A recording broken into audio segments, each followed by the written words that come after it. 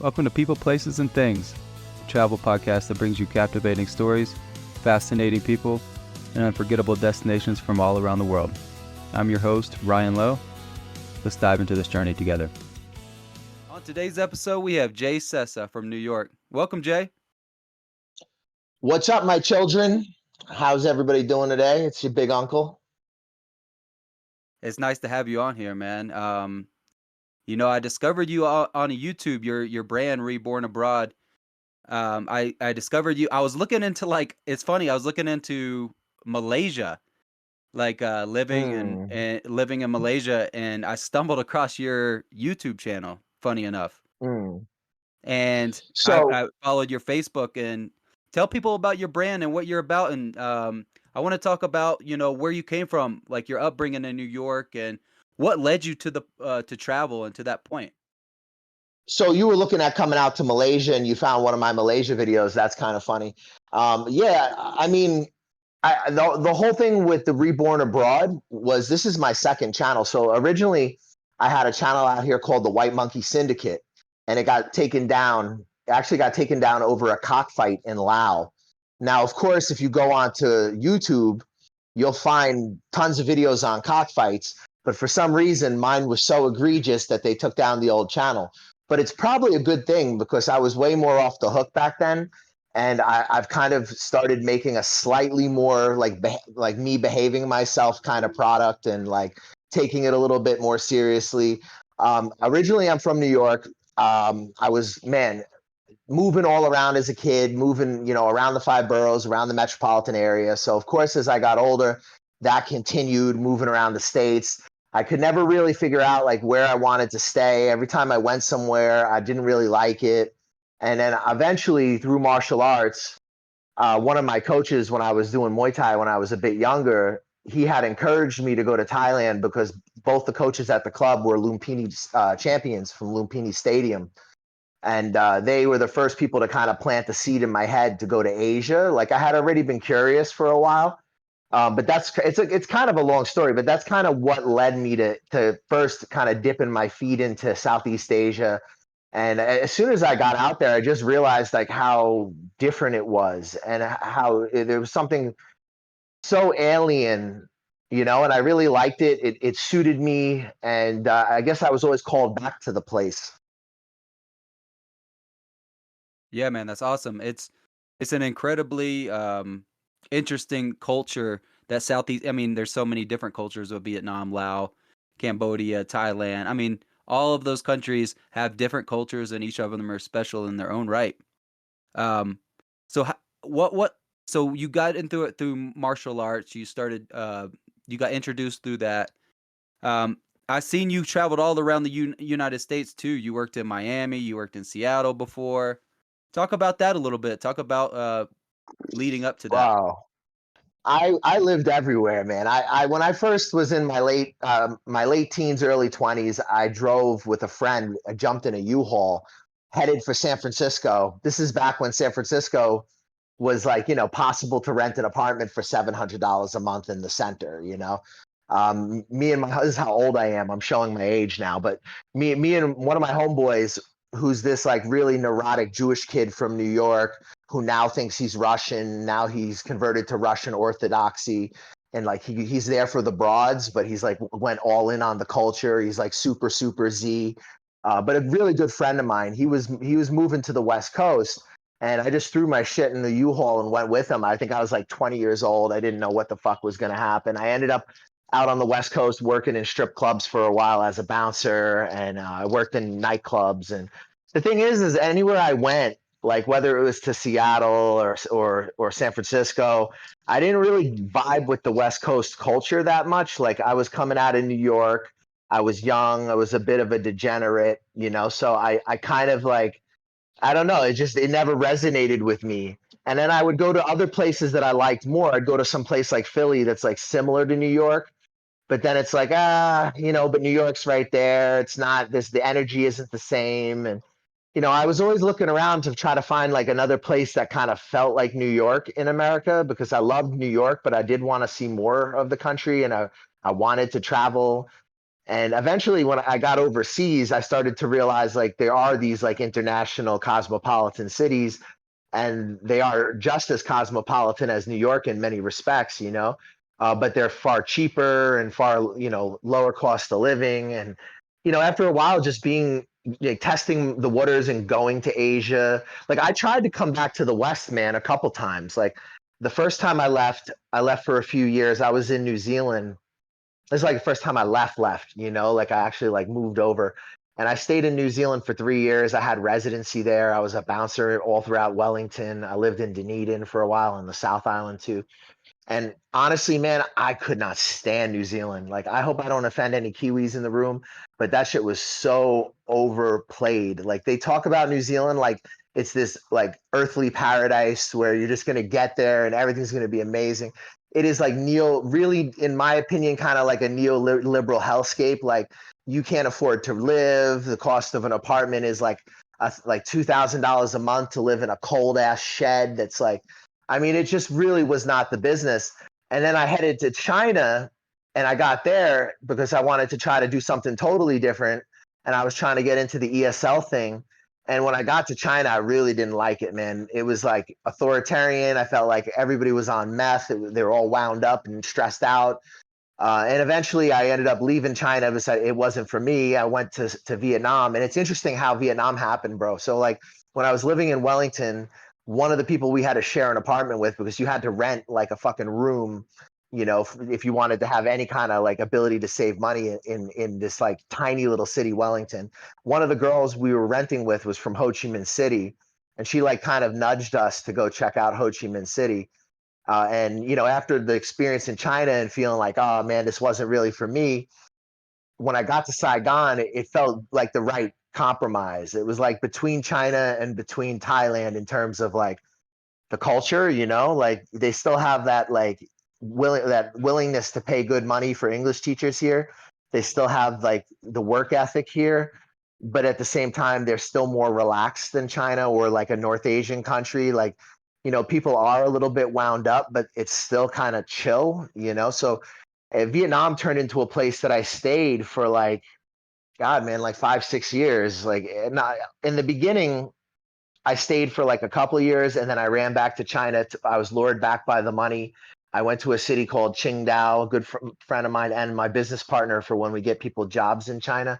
Like, he's still out there in Qingdao, and like it's a cool city, but I don't know. I found myself back in Vietnam, you know? Yeah, that's cool. So you're in Vietnam right now. I've been there one time for a few weeks, like 8 years ago, and I love it, and it stuck with me. What made you like fall in love with Vietnam and just Asia in particular? Is it like just like the more raw culture, kind of like the intense vibe of like the street food, the partying, the nightlife, the cost of living? Is it just a mix of different things? Well, I mean, I grew up in New York in a largely dysfunctional environment. I traveled all over the United States, and I wasn't working in IT, you know, like I was working in nightclubs and with whores and shit like that. And you know, when I finally got out of the country and I came to these countries, I mean, for me there was almost no adjustment because I had already seen this side of the West. And then when I got to these places, I'm like, oh, I understand how things work here, you know. And when you look at how things work in these developing countries, it's a lot different than in the West, you know. Like the priorities are different, but the hustle is real. Like everybody here is trying to get money. Like everybody, like it, you know, every level of society is trying to get money, and that's very familiar to me growing up in New York, especially in the '90s, especially around a lot of dysfunction. Like to, you know, when I got out here and I saw like how things function here, I was like, you know, I don't want to go too into detail how things function here, but I understood them if you follow me. Oh yeah. Oh Um, yeah. Absolutely. so I didn't go to Japan, you know, the first time. Like I came to Chiang Mai, and my intentions, man, were not like to be a traveler. Like I'm telling you, like my mindset was go to Chiang Mai, learn how to box better, you know? And I got off the plane, and this is like maybe 11, 12 years ago now, man. And so Chiang Mai is very different than it is today. But I got off the plane and the guy picked me up from the Muay Thai gym. Well, it wasn't the gym I ultimately stayed at, but like he drove me outside of Chiang Mai, my first time ever in Asia. I'm in the back of a pickup truck and I'm headed out to like a provincial area near to Chiang Mai. And the first thing I see when I see the guest house I'm supposed to stay in is like 1,000 bugs, like just all over the walls, the Shit. bed. Yeah, yeah. I didn't end up staying there.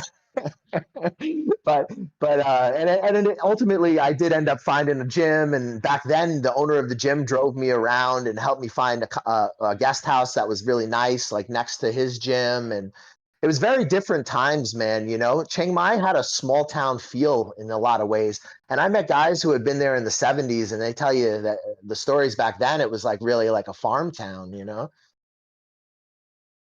Yeah, man, it's totally changed. I was there in 2016, so it's Mm. probably changed since when you first went there too. Yeah, Uh, this is over a decade now. I've been going to Chiang Mai. To be honest, I don't love Chiang Mai. Sorry, Chiang Mai, I love you guys, but I don't love it the way I used to love it. Like now that I'm a bit older, to be honest, I'm more of a Bangkok guy. Like, if I have to live in a toxic environment, I want to be able to get on a metro and like breathe circulated air. You know, yeah, man, to be honest.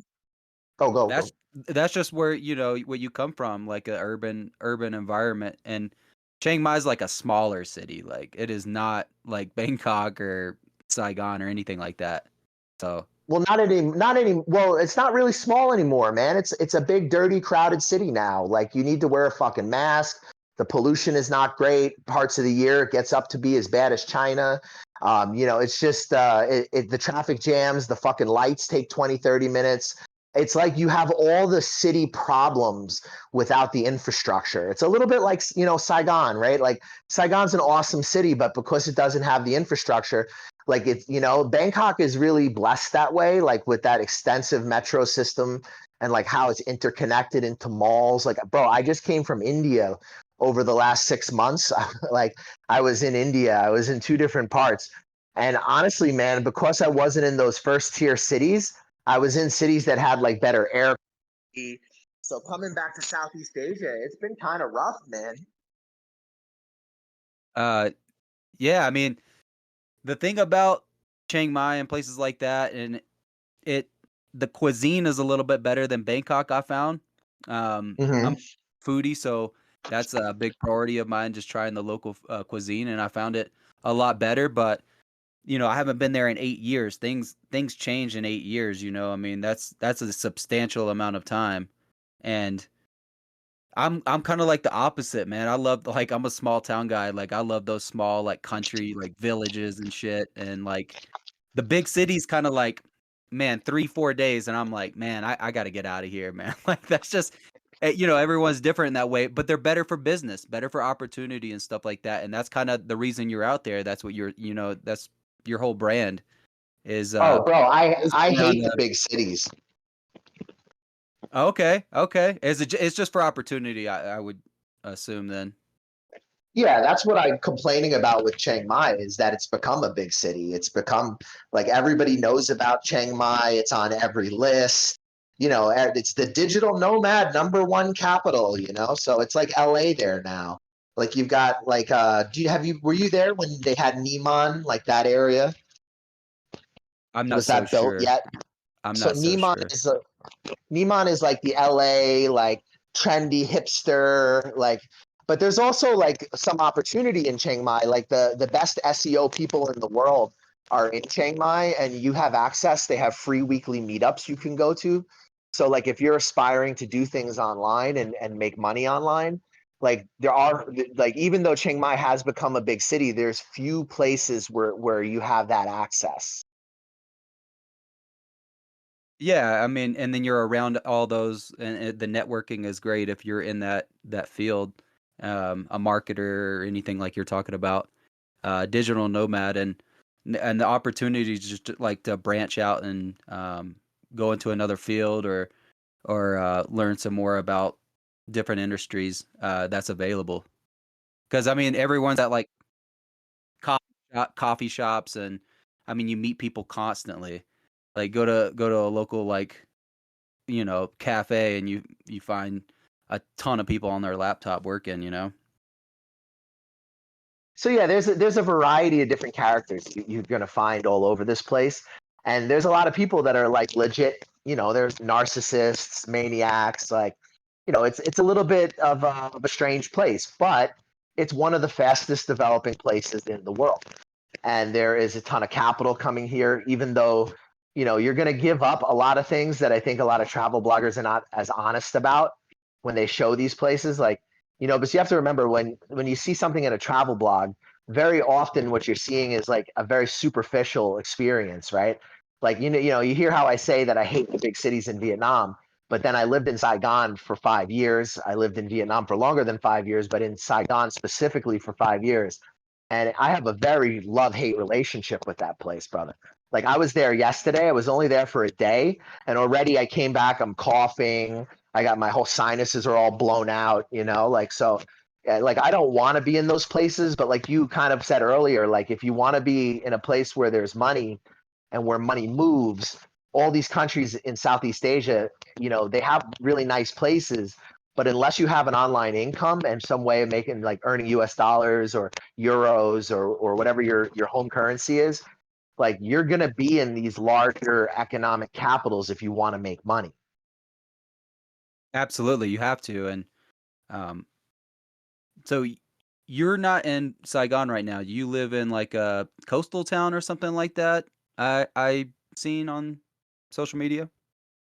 Okay, so yeah, I'm an hour and a half northeast of Saigon. I'm in a place called Bahria province. And Bahria province is basically like a fairly wealthy province that's, I mean, you could almost argue that it's kind of like the metro of Saigon because of how big Saigon, interconnects. Like it's greater Saigon kind of. It's the nearest place to Ho Chi Minh City that has like a beach and that has like some nice things like hills and you have some viewpoints and stuff. Yeah. So So it's like I'm in the city, but I'm not in the city, if that makes sense. okay, yeah, it looked a little bit, pretty, like, dense, as far as, like, buildings and everything, but you still had the coast there, and some of your, videos from the beach look really cool. Yeah, man. So Vung Tau, it's actually pronounced. It looks like Vung Tau, but it's Vung Tau. It's actually one of the most overlooked places in Vietnam because I'll be honest with you, man. It's not super clean. Like the beaches are not super clean. But the town itself has like a great vibe. Like there's just good energy. Like the people are really cool. You've got this giant statue of Jesus that they copied from Rio on top of a hill, bro. It's pretty funny. It's literally the same Jesus as Rio, but bigger, but the hill is smaller. And that overlooks part of the city. It's an interesting city because when they partitioned the country, a lot of the Catholics from the north moved here to Vung Tau. So a lot of the people in Vung Tau are actually from the north, but they're Catholics. So there's quite a lot of like there's a lot of churches and a lot of like Christian icon or like icons and like that kind of thing here. There's also like a Buddha. I'm looking out my window now. There's a Buddha on top of this other hill. But I mean, it's a very like Christian city in Vietnam. Okay, and it's on the coast, so, most of the cuisine, I would assume is seafood, dominant? So they're famous for banh chat, which is, and they do good banh xeo, but banh chat is like it's like a little Vietnamese pancake, like almost like a silver dollar, right? But it's made from like the rice. I guess it's like the rice batter, and then they deep fry it, and they usually will put like shrimp, squid, or pork on it. And then they give you like six of them or so with a serving, and they come with a bunch of vegetables. And you're supposed to wrap them in the vegetables and then dip them into like a sweet chili sauce with so it's like sweet fish sauce with chili. And you dip Ooh, it and it's actually really fucking good, man. It's like one of my favorite snacks. dude, that sounds amazing. I miss I love Vietnamese eating food, man. I really do. Some of the best cuisine in the world, to be honest, in my opinion. Top 5 for me.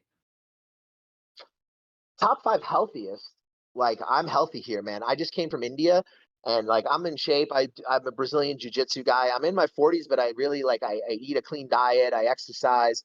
I'm not perfect, but I do try to look after myself. I don't drink alcohol. I have like, most of my interests are around traveling or trying to build my business or trying to just grow professionally because I feel like I got kind of a late start to a lot of this stuff. Like I was always in America. I felt like I was surrounded by ding dongs. Like I had these ambitious ideas. I always wanted to do something with a business, but everybody around me was always like, on some fucking dumb shit. And finally, I'm at a point in my life where I understand the world a bit better. I understand business a bit better. So now I'm out here trying to like surround myself with people who are, going to motivate me or bring something to the table. That's why I was excited to work with you for our podcast because I love people who are out there doing things, man. Like I'm like the opposite of the hater. Like I want to see everybody grow. I came out here as an English teacher and I just started teaching. And so this is how, do you want to hear the story of how this all began? Yeah, absolutely. Would love to. All right. So like the whole current YouTube Reborn Abroad thing. So originally I came out, I told you I was in China for a minute. I didn't like it. I ended up coming to Vietnam. I ended up hanging out and living in District 3. And the first job that I could get was like out in Tan Phu, and it was like past the airport. So my commute during like the when I first went in, because I only did afternoons.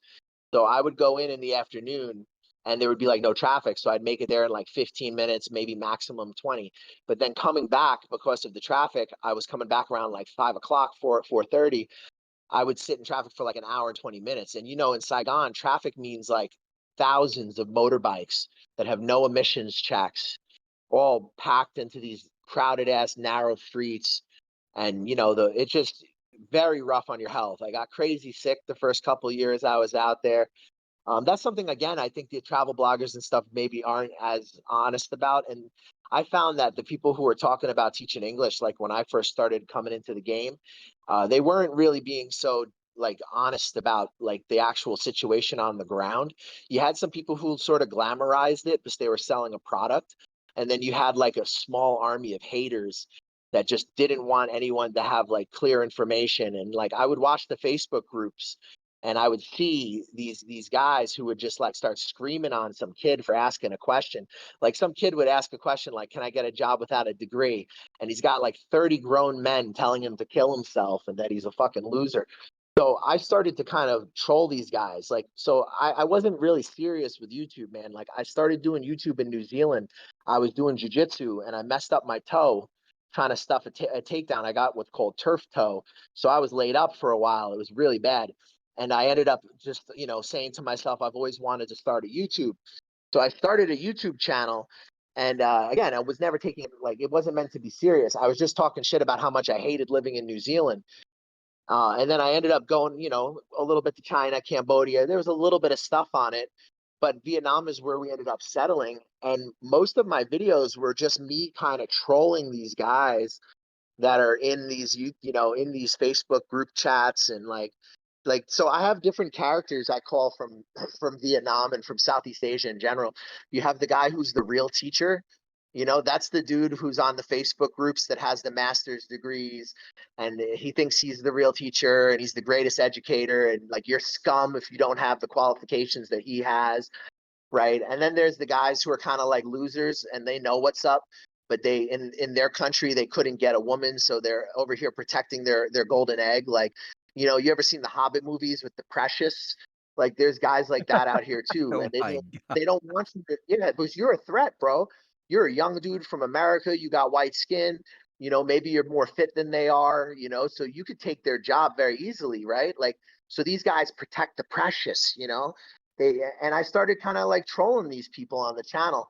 That's probably why eventually the channel got totally like demonetized and eventually erased, just because I was being a clown, man, and I was telling people the truth about teaching. And because I was telling people the truth about teaching, people started asking me to get them jobs. And I started doing it. And I wasn't charging very much money, but the pandemic hit, and suddenly Vietnam was a COVID zero country and I had all these HR connections, and there was all these people who wanted to get into Vietnam, and Vietnam had made it so that an English teacher was considered a professional, an expert, and they were allowed to enter Vietnam. So I arranged for jobs and helped people find, probably hundreds of people find jobs. And then my business sort of changed from finding jobs to helping people figure out ways to stay. Then I started looking at other countries and making relationships in places that I would travel to, expanding my network, and also expanding like my knowledge base. Like so, a lot of people who work with me, bro, they work with me because they think I talk straight and I talk plain with them. And there's a lot of people online who like they have all these different reasons why they want you to know something or not know something. And I figured, listen, I'm not as smart as them or manipulative, so I might as well just be honest and I'll try to wing it like being the New York straight shooter guy, like that'll be my brand. Yeah, absolutely, and you've built a heck of a brand, man. You've brought, like you said, hundreds of people over there to teach English, and I'm sure there's been, great experiences. And in your view, do people stay? Like, what do you see happening there? Do people just stay for, like, a couple years, or what's the trend there? All kinds of stories, man. Like some people do, some people don't. Like I'm not going to stay. Like I like coming out here and making money. I'll probably be out here for part of the year for a good part of my life, but um long term, I want to settle down in a country that's going to give me residency. But I also have a means of making money online, right? So the thing you have to remember is if you're not making money online, you really need to think about like what can you make in the local economy. There's very few places where what you earn works out as well as Vietnam. It's not quite the money that you can get in China, but you don't need to live in China. You're living in a more chilled place. Like it still has their way of doing things. Like they can be strict about some things and then completely not strict about other things, and it can change randomly, right? So you can never really feel comfortable here. Also, you have to remember, as a foreigner, it's very different than the West. So in the West, we get fed this idea about multiculturalism, pluralism. Oh, we should have different people living amongst us. It's not like that in Southeast Asia, man. By and large, these countries tolerate us. They don't really want us there because they don't want foreign influence. They don't really want foreigners living there. They just recognize that we bring a lot of money, we bring investment, we bring capital. So as long as we're adding value to their country, they don't mind us being here, right? Like whether that's capital, whether that's innovation, like you can see it with the Thais. The Thais have a menu of ways that you could stay in their country, but none of them lead to any kind of a permanent resident status or any kind of right. These are Western ideas. Like you could live here for 50, 60 years and you will never be one of them. No, and that's, a good point because you're essentially just coexisting and, bringing value to their country, but they kinda wanna keep it the same. They kinda wanna keep their culture, the same, and you're helping them grow, so they're cool with that, but at the end of the day, it's just like you said, like, uh, you're not one of them.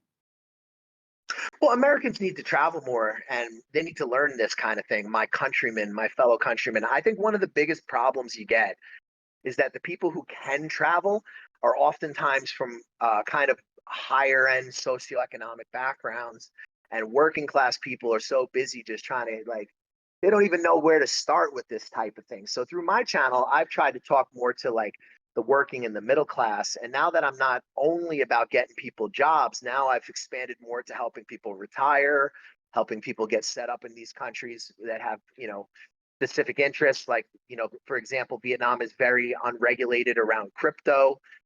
So there are a segment of that population that has an interest in Vietnam.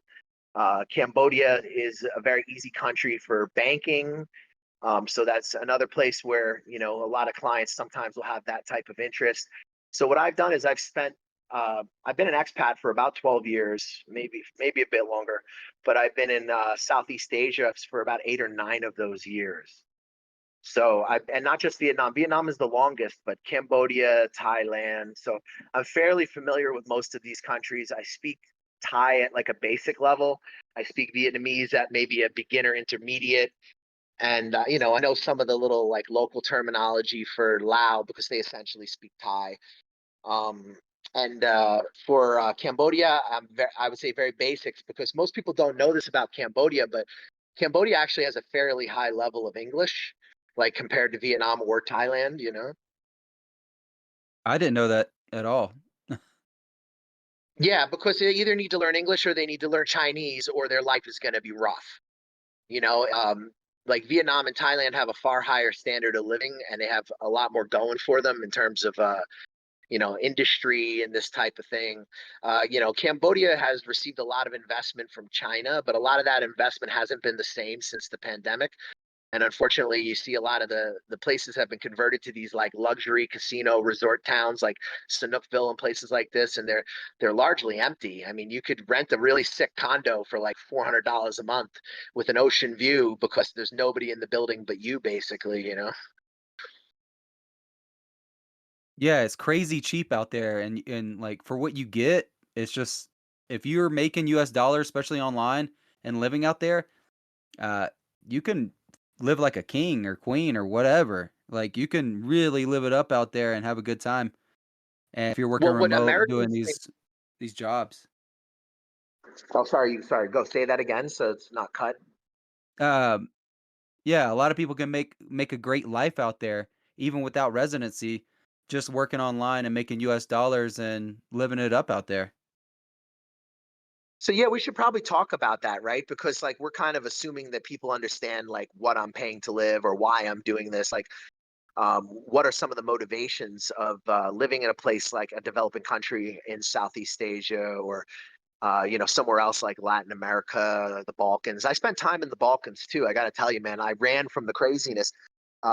Vietnam became kind of, I'm not going to go too into detail, I'll just say it became kind of uncomfortable to be during the end of the pandemic. In the beginning of the pandemic, it was kind of fun.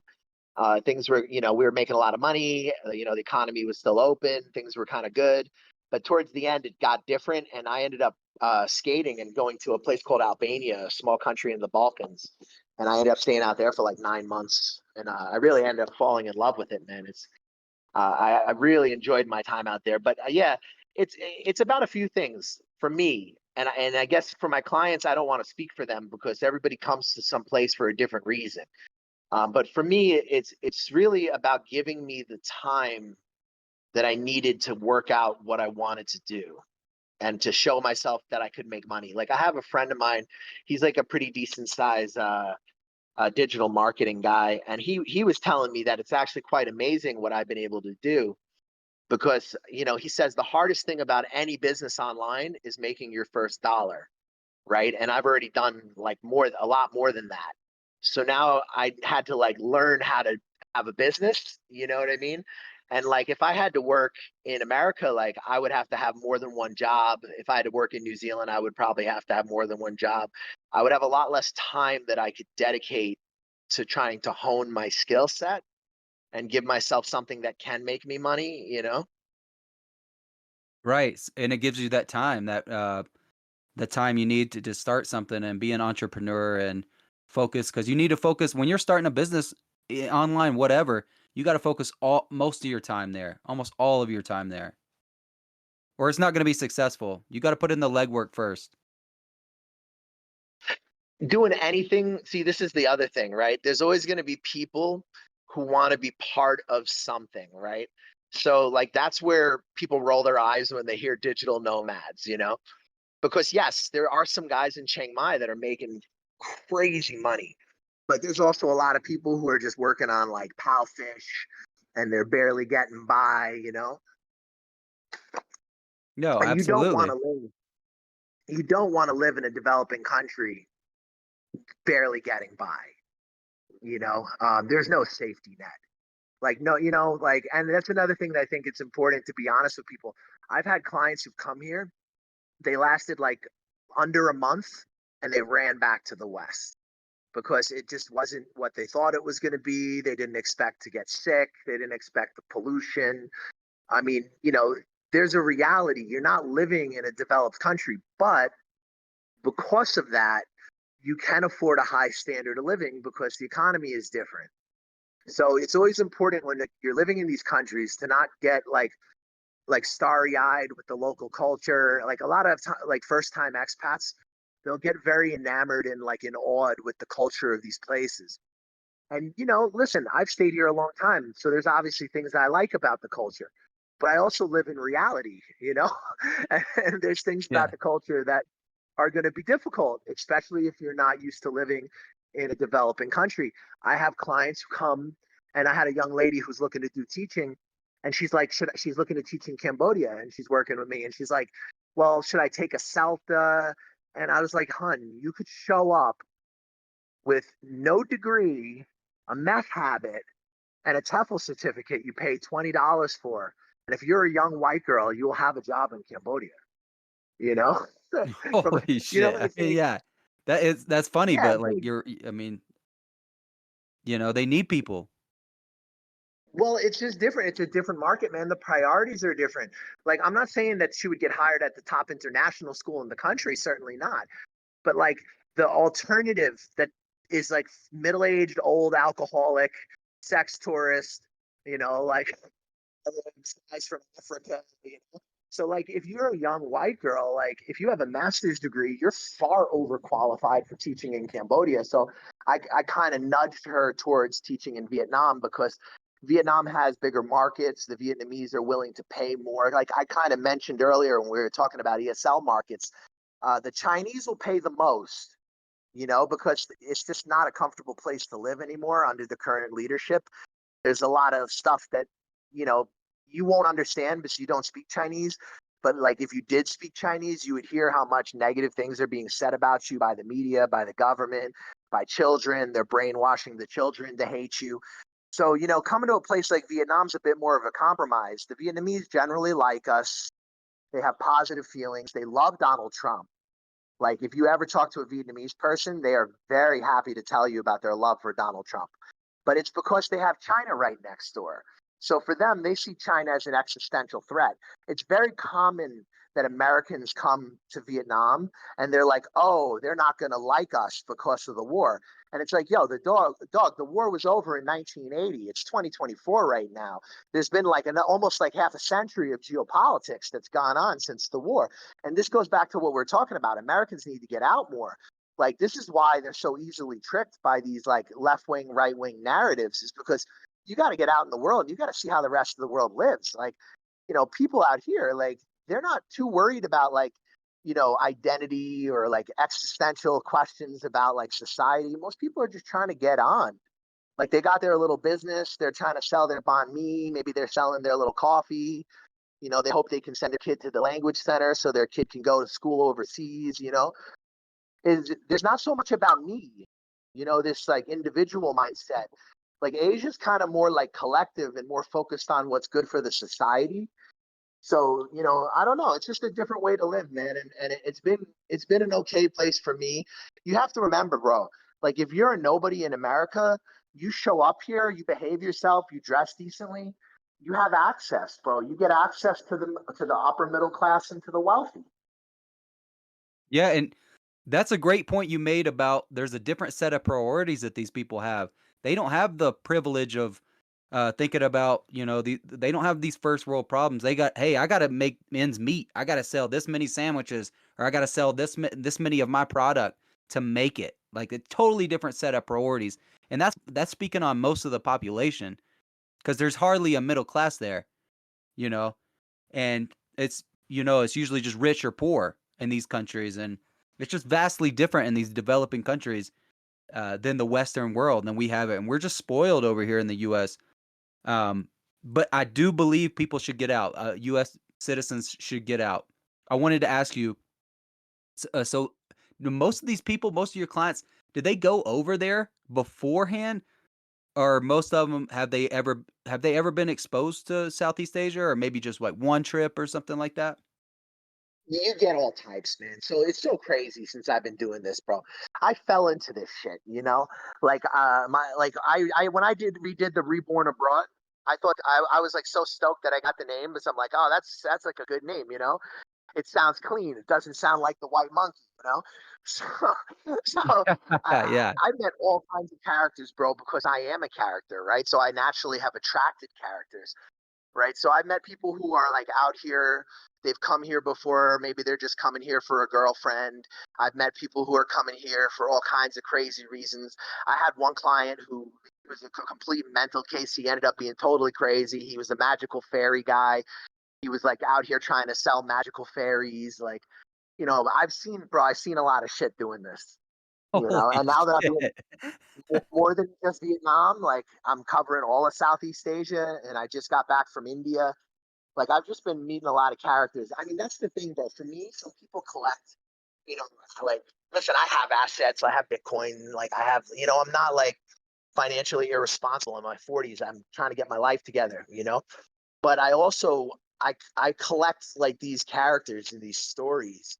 And for me, this is what makes my life worth living because I'm still that same asshole who worked the doors in New York and like would always be amused by like society and culture in some way and like laughing at my own jokes about the insanity and like the absurdity of it all. Like I don't have like, I guess it's because I've been here a pretty long time.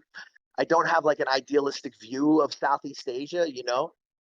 I just kind of look at it for the things that are good and the things that are bad, and I see that it's a good place. And if you want to do something with yourself, you can do something here that would be so hard for you to do in an expensive country if you're not already coming from wealth.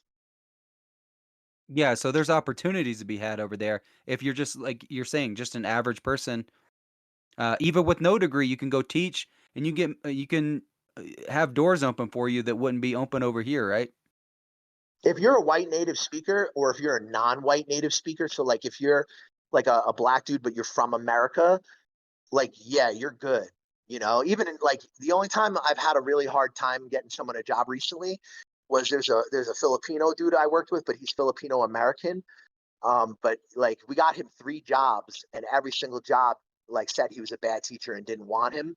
And I don't really understand it because like there's nothing to it, man. He was teaching like grade 1, and like literally you're saying duck, duck, duck. Like I sent them like a British white kid, and they fucking love this kid. Like, but I think they just don't like him because he looks Asian. And like you have to understand, there's a lot of that out here. Like this idea in the West, like oh, we should create equality. Like they don't have that here. It's like the reason why they want the white face is because the parents, not all the parents come from like education. So some of the parents don't know that there's like other colored foreigners that live in these Western countries, right? Like I had a woman once, and listen, man, this is in Saigon, not in a province or anything.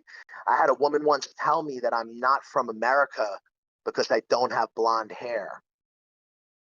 Whoa. Yeah, yeah, so this is what I'm saying. You're dealing with people who they maybe only met a foreigner once in their life, or if they have it all, maybe never. For sure that maybe their kids have never met a foreigner.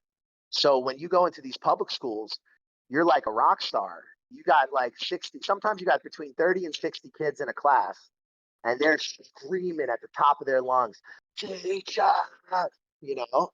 And I would just go in there, put in my earplugs, and just rock the party, man. I would just like have fun with them and shit.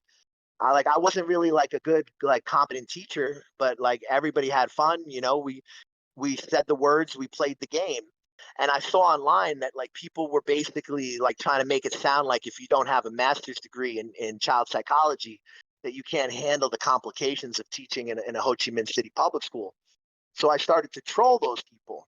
And that's kind of how my little niche started. I became the teaching English in Vietnam without a degree guy because I was the only one telling people that the Vietnamese have their own ways of sorting out your paperwork if they want to employ you.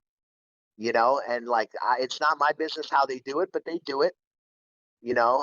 There's for example, to give you an idea of scale, there is a woman who I deal with specifically, and we've been friends and done business together for a long time. She staffs for 140 public schools every year. That's one Whoa. lady, bro. Yeah. So that's the scale. So you got these guys who go on these Facebook groups and they're like, "Oh, you'd never be qualified, and it's wrong what you're doing to these children." But the reality is if you didn't have these white monkeys coming in, you wouldn't have really any access for these kids who are in the public schools because if you have a degree in education, you're not going to go and work in a public school. You know what I'm saying? You're going to go work in like a good air conditioned environment where you'll get paid high and there's benefits. Like like Yeah, so that the leaves a teachers big who are, hole. and is it wrong to fill that hole? No, I don't think so, man. I don't think so either. I'd rather the kids have a foreigner to talk to than nobody. Exactly, man. And it's such in demand Mhm. there for that reason, because there's Well, so over the many years, I've seen people. the industry change. What was that? No, I stopped so you could go because there's like a slight delay. Oh, no, yeah, I was saying it's so densely populated that these kids need a teacher, man. They need someone to teach them, and that goes through for Vietnam, that goes for Cambodia, Laos, Thailand, all of these countries. Mhm. And all those countries that you hear, so Cambodia, you don't officially need a degree to teach in Cambodia, but it's a pretty saturated market. Like there are jobs, but like for example, like the girl who I'm working with who has a master's degree, like I advised her against Cambodia because I have a good friend out there who also has a master's degree and he likes to be in Cambodia, but he likes to monger with the prostitutes. Like he likes to like run around and go fucking wild on tramadol and just whore himself around, right? So he has like an affinity for Cambodia specifically. And he's got a master's degree, and the max that he's ever made in Cambodia is 1,500 because they're just not willing to pay more unless you're working in like a very like the school that educates like the people in the government's kids. But like for most of the jobs there, it's you're not even like that's not even a starting salary in Vietnam. Like if you're like an unqualified, like younger, reasonable shape, American, Brit, Australian, like you're gonna start at like $1,800 a month for like maybe 20 hours a week of work. In Cambodia, the max you're going to make is 1,500, and it's possible you could make less. And Cambodia is a more expensive country. Cambodia uses the dollar. Cambodia imports all of its food from Vietnam, all of its electricity from Vietnam.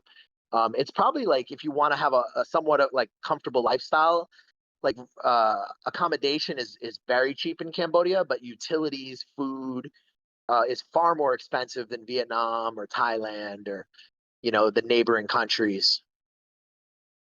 So what like 1,800 a month you were talking about in Vietnam. What is Mhm. like what is like the cost of living there for like Saigon or Hanoi, like a more urban area?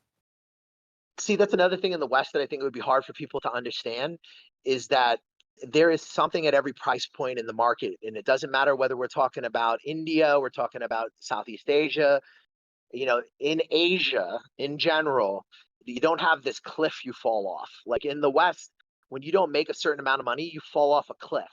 And now you're on the fucking street, your life is destroyed. Here, you can down or upsize as much as you want. And I'll give you a couple examples. Like I live in a province about an hour and a half or 2 hours drive from Ho Chi Minh. I pay 400 US dollars for a high rise. I'm on the 25th floor. I've got panoramic views of the city. I've got a rooftop pool. I've got a sauna, and that cost me 400. And then my utility bill is maybe between water and electricity, but maybe about $100 a month. My grocery bill is maybe $200 a month. But you could achieve that in Saigon, but you would have to live in the outskirts of the city. If you wanted to live in the center of Saigon and you wanted like the same standard that I'm living in, you would pay maybe like 800 to $1,000 a month for like a similar condo that I have in the center of Ho Chi Minh City. But you don't have to live in a condo. Like a lot of the teachers who start out, they'll start out in what's called service departments. Like when I get a client, if they don't know what they want to do and they just know they want to start off in Vietnam, I have a lady who does short term. She's got like a nice guest house in District 3 in Saigon. It's like an upper market local area, but in the center. And her place, she does short term, long term, which is actually not easy to find. It's actually not super easy to find like good apartments short term, like in Saigon. A lot of it's either like hotels, guest houses, or people want you to sign like a 3 month, 6 month contract to get something like pretty good. So having a short term guest house like what she has, she charges between 350 and $400 a month for small studio. But the small studio is very clean. It includes cleaning 3 times a week. It has a laundry machine that's free, has a elevator and a rooftop and parking. So, and her one bedrooms are about 400 to 450, and those are much bigger, a lot nicer, right? So again, you're not in a condo, but you can have like a good, clean apartment for $350 in the center of Saigon. Saigon, you're going to earn more money. You can make 1,800 to 2,500 a month in one job. 2,500 would be more in the higher qualification jobs. But you can do it. And if you want to work 2 jobs, it's really in theory possible for you to make like 4 grand a month. If you work all day long and all night long. Like for the moment right now, my wife, she's working in a kindergarten and she's also working in a training center, but she's out here in Vung Tau. So the money isn't as good as Saigon, but it's still pretty good for like how cheap it is. Yeah, it's all relative, right? And like you're saying, you could downsize, upsize. There's just a million different options you have there if you want to explore something like that and teach English. And I think a lot of people don't know that they're able to do that without a degree. I think that's a main point. A lot of people think that that's out of reach, you know? And when I was in Nha Trang, I met this woman from Finland. English was her second language, and she was teaching English in Nha Trang school. And I was like, wow. She was like, I'm not an educator or anything. I just, you know, fell into this.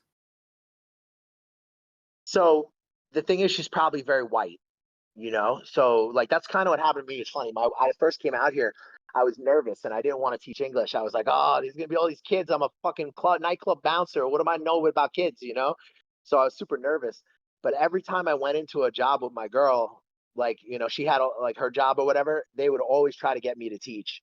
And everywhere I went, everybody would call me teacher and say, because again, they make the association. It's so funny now, bro. Like I'm walking in the mall and I understand pretty decent basic Vietnamese. And I hear the little kids saying "hello, teacher," or like when we walk by, just when we walk by, because that's the assumption is that the teacher is white, and that's the reason you're in Vietnam is because you're a teacher. So it's a little silly, but Yeah. like it is kind of like that, man. And I'm not saying if you're not white you can't get jobs. It's just if you have a strong passport, you still can.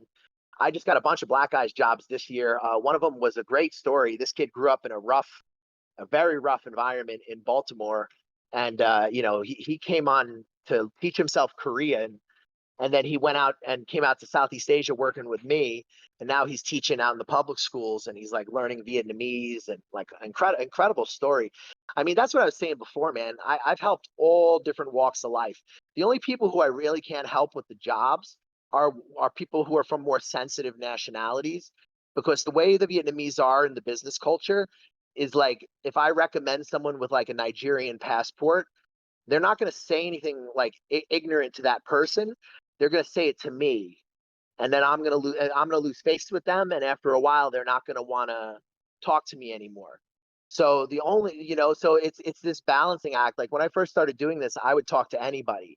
I would say, I was really nice. Like I was giving away more information than I probably should have. But now I'm just straight with people because I already know what the product is that the Vietnamese want. I know what they're willing to accept and what they're not willing to accept, you know? And I think it's just better to be straight with people than it is to waste their time, because for some people coming to these countries can be a bit naive. They can have sort of unrealistic expectations about, what it is to live in a developing country. Like, bro, I just came from India, like I feel like I'm in Japan out here, like it's a developing country, but bro, it's so far ahead of other parts of the world. And you can see why people from those countries are drawn here. For Indians, it's not too bad. Indians could get jobs here. They're going to be more in like the category of like a Filipino, stuff like that. Filipinos can get jobs here pretty easily. South Africans, if they're white, sometimes if they're Indian or black, if they're very qualified South Africans, it's possible. But the hardest thing is dealing with like what the recruiters want, and also what the Vietnamese government will issue visas for. So in the recent like last couple of years, all these Southeast Asian countries have been cracking down very hard on passports from like Africa, passports from the Middle East. Cambodia, for example, like for them to get a visa on arrival, it's like not really possible anymore, even if they pay the money. So there's been this kind of like they've tightened up a lot of their immigration stuff. There was a lot of people that were opening up companies in Vietnam and then sponsoring like 50 Nigerians. And like the government has kind of like stepped up enforcement around that type of thing. And same in Cambodia. It's starting to happen more in Thailand too. So these countries, again, like I said before, they're good places to come make money. They're inexpensive. The people are tolerant. you do have to respect them because they can really throw you the fuck out, and they have no quorums. There's no morality around it. You'll just be not in their country. Yeah, and it's really like cutthroat like that, and pretty cerebral. You know, they know what they want. They know it. You know, people that they don't want teaching or doing business with or something like that, and uh, that's a good thing to know going into it, that you're sincere with people. That if you have someone contact you, you're like, hey, this is what it is. Like, this is the politics here. Like, I can't change it. I just got to work with it, kind of thing. I'll still take your money if you want me to, but I'm going to be honest with you about the chances of success. You know, yeah, like if you're coming from Ghana and you don't have a degree, you know, you tough luck, homie. Because even if you're coming from Ghana and you have a master's degree, it's going to be very hard for you. It's going to be hard for you even to get a tourist visa. You know, can it be done? Yeah. And how much money you want to throw at this? You know, you know what I mean? Like That that's kind of kind of thing, the thing. yeah. And like, I But a lot mean, of people from the it's like, a lot of people from the West can't like fathom that kind of mindset though. They think it's like, "Oh, why would they think like that?" Or "Why would they be like that?" That's just the way it is. That's just the way their environment, that's just how the way they were raised. I think you were talking about that earlier. People can't imagine that. That's the way they are, and that's the way they think, you know? well, that's what made me far more conservative, and I guess I would say that in a 2024 sense, not in a classical sense, but far more nationalistic and far more protective of the West, because I just have been living in countries where that's 100% the mindset. So, for example, like, I was in India. Foreigners can't, we can't own agricultural land in India. We're never really, we can get an India overseas passport where they'll allow us to be there for an indefinite amount of time, but we're still not like a citizen. We don't have the same rights. These countries in Southeast Asia, they don't even have a concept like that. You're always on a visa where you're in limbo. So I've seen like almost the rest of the world is like highly protectionist of its assets, of its markets. Like Thailand, for example, like if you want to open up a Thai company, on paper, you need to employ at least 4 Thai people for each work permit for the foreigner. So, like, for example, if you wanted to open, like, I don't know, a dispensary, you would have to get your homie who's Thai to own 50% of the dispensary. And it's illegal for you to use these services like law firms. I mean, people do it, but like, and I could explain if a client wanted to do something like that, the pros and the cons to something like that. But like, it's officially not legal to do that. You should have a Thai partner, right? And then you're supposed to employ Thai people, but generally speaking, as I understand it, you can just pay the taxes for 4 Thai employees. But even if there's gray area and things like that, you can just see how they've set up their laws to protect their people and protect their market. And then in the West, when we have like ideas of like, let's have our kids like not learn that America is the worst country in the world, then we're viewed as like these racist nationalists. But it's just how the world functions. Like if you go to Vietnam, Vietnam is for the Vietnamese. Thailand is for the Thais. Like why is America and Europe not for Americans and Europeans? Like it's changed my perception a lot, because I see that if the tables were turned, if it was us that were fleeing and coming and begging and, oh, we have nothing, please take care of us, then I'm not so sure that we'd be treated the same way we're treating our guests and the people coming to our country. And I can tell you right now, the behavior of some of the illegals in the United States, like the criminality I've seen, the gangs, like that would not be tolerated here. If that started happening in Vietnam, it would be over within a day. They would have no qualms about bringing in the military, crushing that, and then deporting it or putting them in prison forever. So it changed my perception, because it made me realize that the world is a hard place, and that listen, I'm not like conservative, like about things like cannabis, about gay people. Like I'm more of like, in a geopolitical sense, I think having a strong West has a benefit. Because I've lived in authoritarian countries where there is no change in the political system, even though our country has issues, and Western countries are going, a lot of them are going in a dark direction. Like it's still better than being under the rule of like a one party state. Like, I was living recently in the Himalayas, and I watched, an area where the Chinese Communist Party has just come over India's borders, tried to take land, tried to militarily, take land in a place where now I have a ton of friends who, like, literally, if World War III kicks off, like, they're going to be the first to go because they're just on this hostile border between China and India with a hostile authoritarian country. China seized Tibet. They just took these people's country. And you cannot find on earth more peaceful people than Tibet, brother. Like, the Tibetan people are solid. They're really good people. And what has happened to them, what's happened to the people in Xinjiang, and you've got these people in the West running around talking about that they're oppressed because of their gender. They don't realize that there's geopolitical implications to having a strong America.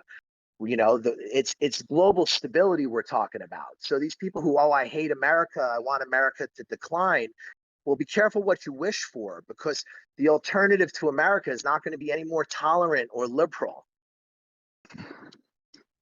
No, I mean, that part of the world's so much different, man, and each part of the world has its own problems, but I think we have it pretty good here in the United States. Honestly, we are spoiled, and we get to talk about these things and gripe about nothing. I mean, everywhere has problems. You need to fix it. You need to find solutions to things.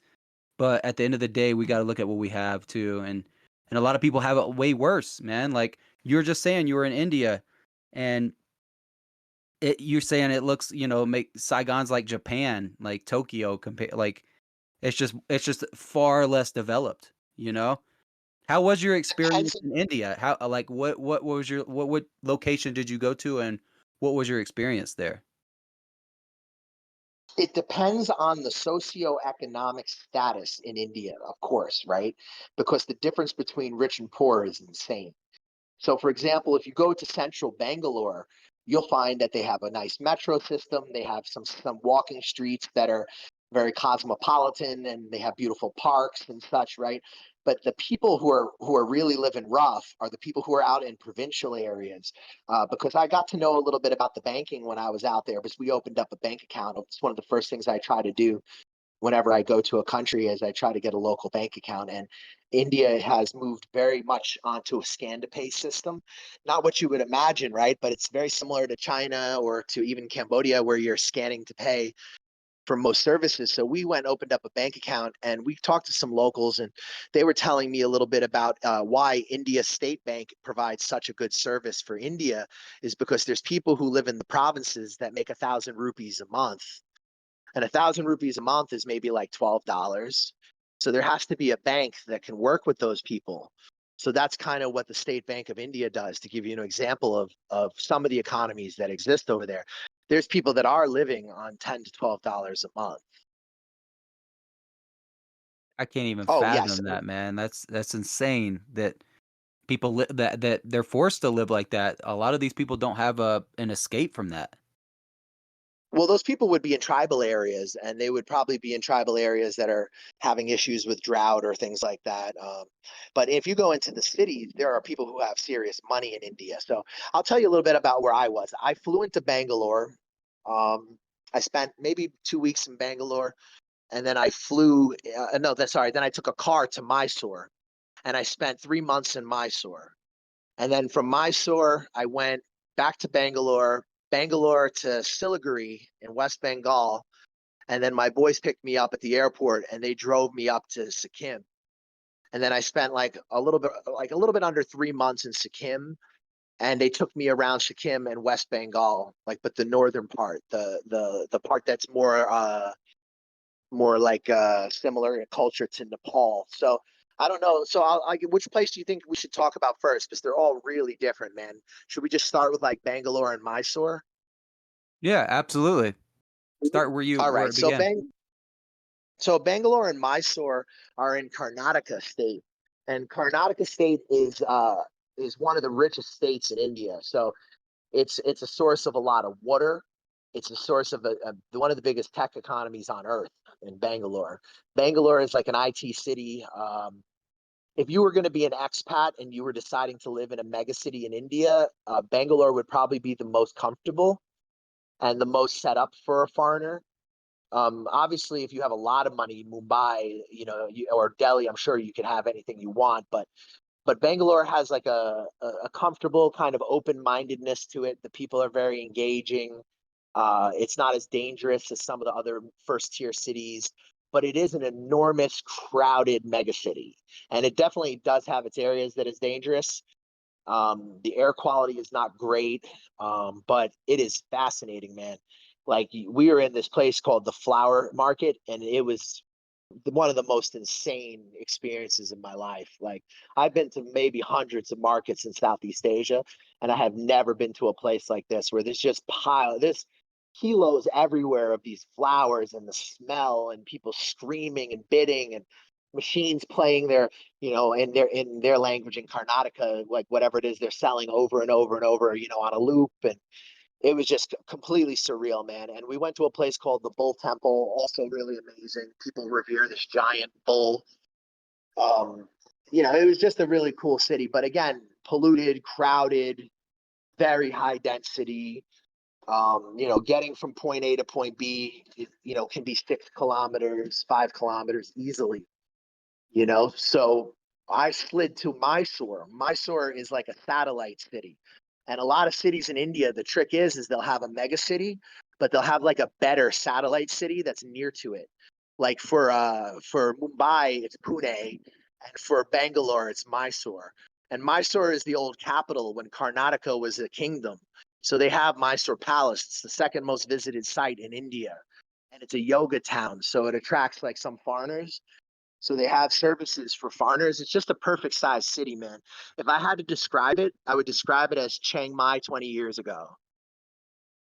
Wow, man. I um and in these places, like, what is is it like standard Indian culture? Is like it's such a vast country that there's different Those are cultures, and what's it like? each state, man, speaks their own language. They have their own alphabet, their own culture. They're not like the same as the Indians from the north. Like most of the people in Karnataka are darker skinned. Their type of Hinduism is different.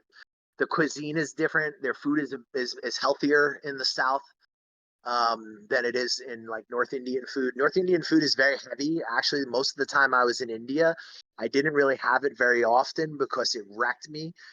Just the amount of oil and spice, like even if the food was hygienic, it was very like rough on your digestive system if you're not used to it. So I ate a lot of Tibetan food when I was there because I've lived in Southeast Asia for so long, and Tibetan food is so similar, like with the dumplings and the noodle soups. So that was kind of like my go-to. But I liked South Indian food a lot, man. The South Indian food, like with the dosas, Mysore and Bangalore, I think I've had some of the best dosas, bro. I ate at cafes that were like 100 years old. They've been flipping dosas out of. Like the food scene is very good down there. And if you stay in Mysore, there's an area called Gokulam, and that's the yoga bubble. So I try to go there when there's no yoga people there. So I was there in the off season. If that's your thing, if you're into the yoga scene, then maybe you'll like it. But I feel like I would just be surrounded by California, like Berkeley types, and I wouldn't be into it. So I went there. Yeah, bro, I'd be like, it wouldn't be my scene. Don't tell me about your chakras or any of your weird. So I just was there because I wanted to have like, access to clean, like organic food. And like, I do like yoga, but I appreciate it more from an athletic standpoint because I'm a jujitsu guy and a judo guy now. And, my body's kind of wrecked. So I do yoga more for like, preserving my health. And I see a value to the meditation aspect of it, but I'm always suspicious of like white people coming to Asia on spiritual journeys and this type of thing. Oh, 100%, man. And whatever works for you. If you like that, then that's great. But like you said, you stay away from that and kind of go in the off season and go when it's less crowded anyway. So other than that, so you're into jujitsu, judo. Is it a big scene everywhere you go? Like, are you able to do this everywhere you go? No, it limits where I can go. I have to find out if the place has a club. So that's how I got into India was like I just looked up cities that had clubs. And that's how I found a club in Mysore. And I had a friend, like shout out to my boy Hunter. He was living in Mysore and he was telling me that it's a really special place and that I need to go spend some time there. And I did. And I really enjoyed it. And I taught jujitsu there. And it's funny because in Southeast Asia, man, I'm just, I'm not the best. I'm good. I'm fair. I'm trained in like 12 years, but I'm also like in my 40s and like I run my own business. Like I'm not a full-time athlete, but when I went to India, there wasn't much out there. Like, like I was like the highest level guy that a lot of them had ever seen. So I definitely would come back to India and I'm going to continue to work with some of the guys I met. I was training the guys in Mysore, and then I went up to visit a friend who I met from Bangkok. And this guy lives in a really interesting place called Sikkim. I don't know if you're familiar with Sikkim. It's in the Himalayas. Have you ever heard of it? I've never heard of it. Talk about it a bit. So it was its own kingdom until like the early 70s, and then it became part of India. Sikkim was under the British at one point, but it's a little tiny kingdom that borders Bhutan. China occupied Tibet. Obviously, it's technically within India, but it enjoys a bit of its own autonomy. Like people from other parts of India are not allowed to buy land in Sikkim, so it kind of maintains that. Like for their people a little bit, that was like part of the deal. It's very interesting, man, because they're Tibetan Buddhist up there. A lot of the people are ethnically like Lepcha, Bhutanese, and the city I was in was 56 kilometers from the border of occupied Tibet. And it's a sensitive border, so we had to get special permission for me to be there. Like, so when you cross from West Bengal and you go to Sikkim, there's like a checkpoint, and the foreigner, they have to like document the foreigner and know, like, so you get like an extra visa, bro. So you have like your India visa, but then you also have your Sikkim visa. Whoa, so It's yeah, kind it's of, an it's autonomous region. Kind of, kind of. It's still like under India mostly, but like they want to know who's there because of the border, because it's so close to China. And again, it's not a Chinese border that's like it's had problems. Like Yeah, they and is the this Chinese. Mhm. go ahead. The Chinese have pushed into Sikkim and tried to take parts of it. Okay, so it's very contentious down there and um yeah, and Great food. what do they speak their own language or Yeah, they mostly speak Nepali, but they also sometimes will speak their own tribal languages. But mostly Nepali is the language that everybody would kind of communicate with, generally. And there is a sizable ethnic Nepali population. Um, there has been, there has been some controversy in the region because the way they drew up the maps. So the people in Sikkim are more culturally similar to the people of like the Himalayan part of West Bengal. And the people from West Bengal tried to break away from the state. They tried to secede from the state of West Bengal and create their own state called Sherpa Land. And it was going to be like still part of India, but not part of West Bengal, because the once you get into the Himalayas, the culture is kind of similar between the Sikkimese and between the people from like the northern part of West Bengal. But once you go into the plains in West Bengal, you're talking about like, a completely different culture, man. And Calcutta, they govern over this northern part of West Bengal, but it like doesn't make sense. Like the people in the region I was in, they look like East Asian. So they have like East Asian features. They look more Chinese, a lot of them, than they would like what you would think Indian, because they're from different tribes. So it's a unique area that I got to spend time, man. And like I was in a city called Gangtok, which is basically like this urban area built on the side of a mountain. Like it's an engineering marvel that it hasn't collapsed already. It's just a really crazy place, man. Like there was power outages. We ran out of water one day. Like it's not for the faint of heart, but it's so cheap, bro. So, and the food in Sikkim, the hygiene was much better than other parts of India. So like the hygiene in Sikkim is probably some of the best hygiene in all of India. So like I didn't really have any stomach issues up there. There's a lot of Tibetan food. The food is very, very good. I went into West Bengal and I was in Darjeeling, which is very famous for the tea. It was a British hill station. Again, culture very similar to Sikkim, but under West Bengal governance. And I could see sort of why they're not happy, because it's much dirtier than Sikkim. It's more corruption. I didn't find the food standards to be as good as Sikkim. So you could see that India, depending where you go, man, it's very different. So like you want to live in a place that's very comfortable, that's very open to foreigners, you can find that. You want to live in a big crowded mega city or a Himalayan paradise, but you're going to give up things like stable electricity. Some days there may be issues with water. Whereas in Southeast Asia here, you have some issues, man, but it's not much. Like the power stays on most of the time. The internet stays on most of the time, but it is more expensive. Like India is probably one of the cheapest countries on earth. Like if you want to, like, bro, you could sit down, nice organic restaurant and pay like for two people $7, $8. Wow, man. Yeah, that's what people are looking for. Like if they're trying to get out there and travel, India's like you go to each state has their own like food and uh Language. music, the Punjab or what have you, like it's so vastly different, man. And it's so I've been cool, wanting to like so smack. cool. Oh, you said you Go ahead. go. No, you No. go. Sorry, I delay. Oh, no worries. Um so after Mysore, where did you end up? Like you said you Okay. ventured to Sikkim and then Mysore, Sikkim, Okay, spent so some I time started there. in Bangalore. I went from Bangalore to Mysore. I stayed in Mysore for 3 months. Then I went from Mysore back to Bangalore for a few days, and then I flew to a place called Siliguri. And Siliguri is in West Bengal, but it's in the plains, but it's on the border of where the Himalayas begin.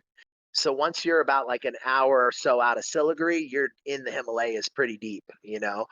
And my boys, they had like a driver, they had a dude waiting at the airport who like rushes through and grabs all your luggage and like, but you can hire porters. And to be honest, in airports like this, you kind of want to hire porters because like sometimes it can be a little bit hectic for someone who's not used to it. Like India is a different animal, man. Like, India, when they search your bags, like you have to take every single wire electronic. Can you imagine, bro? Like I got cameras, I got GoPros. I gotta, you're not just taking your laptop out. You gotta take every wire. You gotta open up every case that has like memory cards in it. Like India is a trip, but You once would you think it would get be more there, lax, you know? well, they had all these terrorist attacks, man. They've had the bombings. They have a lot of problems with the Muslims. Uh, They're having some major issues within the society between the Hindus and the Muslims in certain areas. Where I was, it wasn't so extreme because the people in the South are generally very tolerant. Like it's interesting, actually, if you go to Kerala, there's a Jewish town in Kerala. So there's actually people who came from wherever, but that were Jews, and they were tolerated and they became like part of this culture in the south of India. So you have very tolerant places in India, and the people in the south, if you want to meet like the friendliest, warmest people, like hospitable people, the people of South India are really, really fantastic, man. Like they're really, really good. But it's still developing and there is issues. Like you do have cows walking in the streets that are eating stacks of garbage. You do have places where people are very poor. But you also have like, a lot of innovation, and you have a lot of cool ass people who came like from, maybe they were Indians who grew up in America, and they saw like, hey, I want to go back to my hometown and like set up like a pizza business. And like there is Indians that I met that wanted to collaborate with foreigners. Like when I was in Mysore, there was an Indian guy who owned the building I was living in. He told me about a woman from Sweden who had come out and opened up her own restaurant in Mysore, serving the yoga crowd. And so there is opportunities there, man. And India is kind of interesting because India is one of the only countries in Asia that will give you what's called an India overseas passport. So they'll actually allow you to have some sort of like permanent rights to stay in their country. That's kind of unique because a lot of Southeast Asia, that's not possible. yeah, you gotta like border hop and then come back. You can't just like stay in there part time without going through some gymnastics, visa gymnastics. Yeah, they don't, like I said, they don't want you to, like you to become a fixed part of the culture. That they want it for their people. And more and more, I'm working on my Italian citizenship now through descent. I'm actually getting my wife and I are getting our Italian passports. She's going through her grandmother. I'm going through my great grandmother. We're both eligible, and we have most of the paperwork, but we're just waiting on like the apostille process and like one or two more documents. But we're basically there. And I'm going to try to get the European passport. Then I'm going to try to get a second or a third residency, whether it be in like the Balkans or deep in South America. I've been eyeing Argentina because I don't know if you know this, but Argentina will give you a passport in 2 years. It's not really 2 years, like with bureaucracy, it'll be longer, but like that's like pretty decent, and there's a lot of easy ways to get in down there, and it's a pretty cost effective place. So I'm trying to, like, the way I have my eyes on it now is I'm trying to hang out here till the end of the dry season, and then I got to go see somebody in Chiang Mai, and then from Chiang Mai I'll probably shoot over to Europe, or I'll shoot over to India, then Europe, and then I'm gonna try to solidify some stuff around my Italian passport, and also look at some of the Balkans countries. It's like I spent time in Albania, man, and I fell in love with it. It was like being in Southeast Asia, but still being in Europe. Yeah, yeah, I've been to Saranda. I've been all the way down the coast there. Nice, nice. I lived in Tirana. Okay, okay. Yeah, it's a nice place. It's like undiscovered. Like I hardly seen any tourists there when I was there. Oh, now there is, man. Now it's discovered. You got a lot of people are starting to go there. Like some of my early videos on there where I was walking around looking for apartments. Like it's now everybody and their mother is out there, man. Some of those videos I did are my top videos, like 15,000 views, 20,000 views, like because there's just so many people are looking at going to Albania now. It's because Americans get a year on arrival. And a lot of Americans are kind of ding dongs. Like there's a lot of people who are like leaving America because they don't like Trump, but then they're going to a country like Albania, which is like far more conservative than the US and like 60% Muslim and all one race, you know? But there are countries out there like for people who want a more like more secular kind of a thing. Southeast Asia here, as long as you don't try to influence their society or change them, they'll let you do and be whoever the fuck you want to be. Like these countries don't care, but countries like Albania are like relatively conservative. I mean, it depends on what you like. Like I'm not looking as much for the parties, so for me Albania was cool because it was like, inexpensive, clean farm to table food, lots of nature, like things that I value. But if you're looking to like, go out and fucking party and do drugs and do that kind of shit, you're far better off coming to Southeast Asia where it's a little bit more like set up for that in certain places. Yeah, and it's only enhanced since like all these tourists have like propelled that into like the nightlife and the it's just gotten exponentially like it's broadened exponentially because of tourists just go over there for that. A lot of tourists go over there to Southeast Asia for like party, that kind of lifestyle. I'm not so much into that. Like I will go out into the club or whatever or to a bar, but mainly I'm just like I'm trying to get up and hike. I'm trying to go eat some good food, Yeah.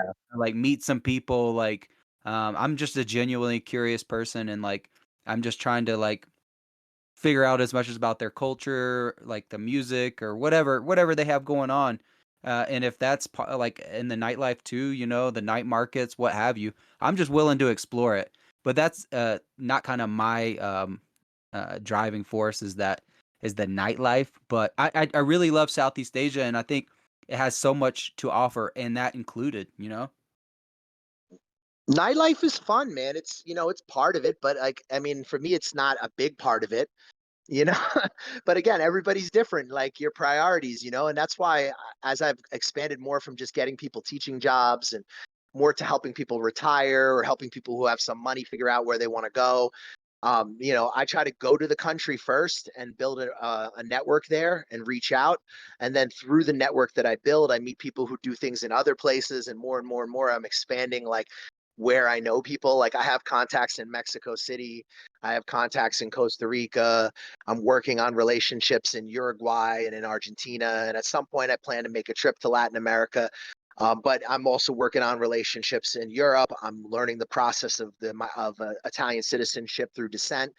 So we're trying to offer like broader expat services because I know that long term, like I don't mind coming out to Southeast Asia, but I personally don't want to stay here long term. I don't. I do see why people do though. You know, like there's people who come out, they find the love of their life, they settle down, they get married. If you get married here, it's a lot easier for you. But you also have to remember that it's everything is hers basically, and your visa is tied to her or him. In most cases, it's her, but just for argument's sake, like you come out here, you find a partner, you're only going to get a 5-year visa off that, and you're going to have to renew it. So you're never, even if you're married, you're still never going to be allowed to be part of the society or naturalized. And I don't want anyone to get me wrong. That's not what I suggest we do in the West. We don't need to be exactly the same as Southeast Asia. But I do think we could take a lesson from them and realize that a lot of the rest of the world, they're not as like, oh yeah, just come on in and buy all our shit. Like when I was living in New Zealand, one of the things that really sucked about living in New Zealand is that everything is owned by overseas foreigners who have no interest in the country. And it drives up the cost of everything. And, you have the people who are from there, they can't afford to get an apartment or a house. It's like a sideshow. When half the country is owned by China, like why are we allowing so many foreigners to own so much of our economy when they would not allow us to come into their country and do the same? Oh, I agree with that, man. And like you said, like your business is totally scalable, and it's so cool what you're doing. You're able to open doors in countries to people that wouldn't have access to that, through your company, and it's like expanding all over the world for you, and it's a good situation for everybody. The money you get, it facilitates that for you to be able to go out and expand and bring these people and help these people like assimilate to these countries, not just Southeast Asia, like you're talking about Latin America, you're talking about Europe. Um, and it's so expandable, and it's so cool to be able to help people in that way and give people a more comfortable transition that they wouldn't have, and they would go and hit all these speed bumps, and just make all these mistakes where you kind of just smooth that out. And yeah, it's an amazing business, man. And bro, I'm super autistic with this. So like since I was a kid, I used to read maps. And this is how again showing my age. I used to love like kids would want to buy comics. I would always want to buy the road atlases that had like the different maps back in the day. This is how again before Google Maps existed, right? And I would study these big maps and these atlases, and I would think about all these places. I wonder what it looks like in this part of New Jersey. I wonder what it looks like in this part. And then I would hop on trains as a kid and just it was New York. We're fortunate. We got the subway and we got all the commuter trains. So I would pick these places and I just go to them. And then over time, it led to me bouncing around America. So like I can't stop this. Like I don't know how to stop this. Like I'm so curious about what's going on and trying to understand the human condition and trying to understand like why people think the way they do and why things are the way they are. So I get this curiosity that calls me to these places. And I do want to settle down, man. Like over the next couple of years, I'm going to get some permanent residency in a couple different places, hopefully with my Italian passport and potentially in a Latin American country. But I think there always will be a part of me that is like looking at different spots and kind of being curious about them. Like I've even looked at like the most livable places in Africa, believe it or not. Rwanda, Kigali is supposed to be a really cool pro business place. So like this is it's just like kind of in me, and I think I can be useful to people because I didn't come out here with the plan to become like a consultant. I kind of like came out here and just did some teaching and fell into it. I was in the right place to make the right relationships, and I think that's like important that people don't discount that they can't achieve something. Like you can just come to these places and you just don't know who you're going to meet or what's going to happen. And if you make responsible choices and you don't drink and do drugs all the time, you can actually put yourself in really unique positions. Now, like Vietnam has been really good to me. And I guess it's kind of one of the reasons I'm back here now is because I did lose the old channel. I want to make another larger body of content on Vietnam again because it makes a lot of money for me. And then I want to, of course, solidify my relationships before I head back to India or I head over to Europe. You know what I mean? So like this will always be a place that's important to me, and I'll always want to like keep relationships here, make some content here, and like help and watch Vietnam and watch Southeast Asia in general grow. Because I have not a strong affinity not just for Vietnam but for Cambodia, Thailand. I thought Laos was lovely, but I also know that long term I would like to be in a country that gives me a residency status where I can accumulate some sort of commercial or residential real estate. And to be honest, man, the West and Latin America, it's just better for that. Oh yeah. Um, it's it's really cool that you're able to expose people to this, and you're really straight up about the problems and the good parts about it. And you shine that, and you show that in your YouTube and your Facebook and social media. You're always posting something. You're always out doing something. You're always connecting with somebody.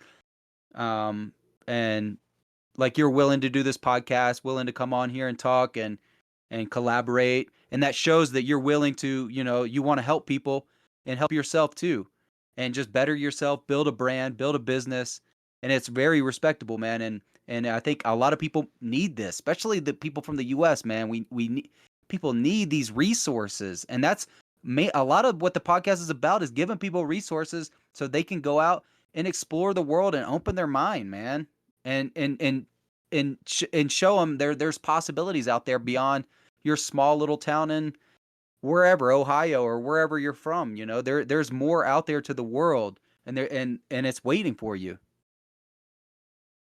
Well, I truly believe I've helped a lot of people. I think I've had people who are, we're a small business. It's like literally, I'm a guy online talking about I'll help you move overseas. And the reason I've been able to survive is just by like customer references. Like whenever I get a new client, we put them in a group message with old clients. We have the Facebook fan page, which is, again, it's small amount of reviews, about 60 plus reviews, but I mean, that's like grassroots as it gets. Like I'm just out here, like I made these relationships. I think it can add value to people. It's the reason I started like helping people find jobs was because there's just so much bad information and there's so much like confusing things on the internet that people want to, for whatever,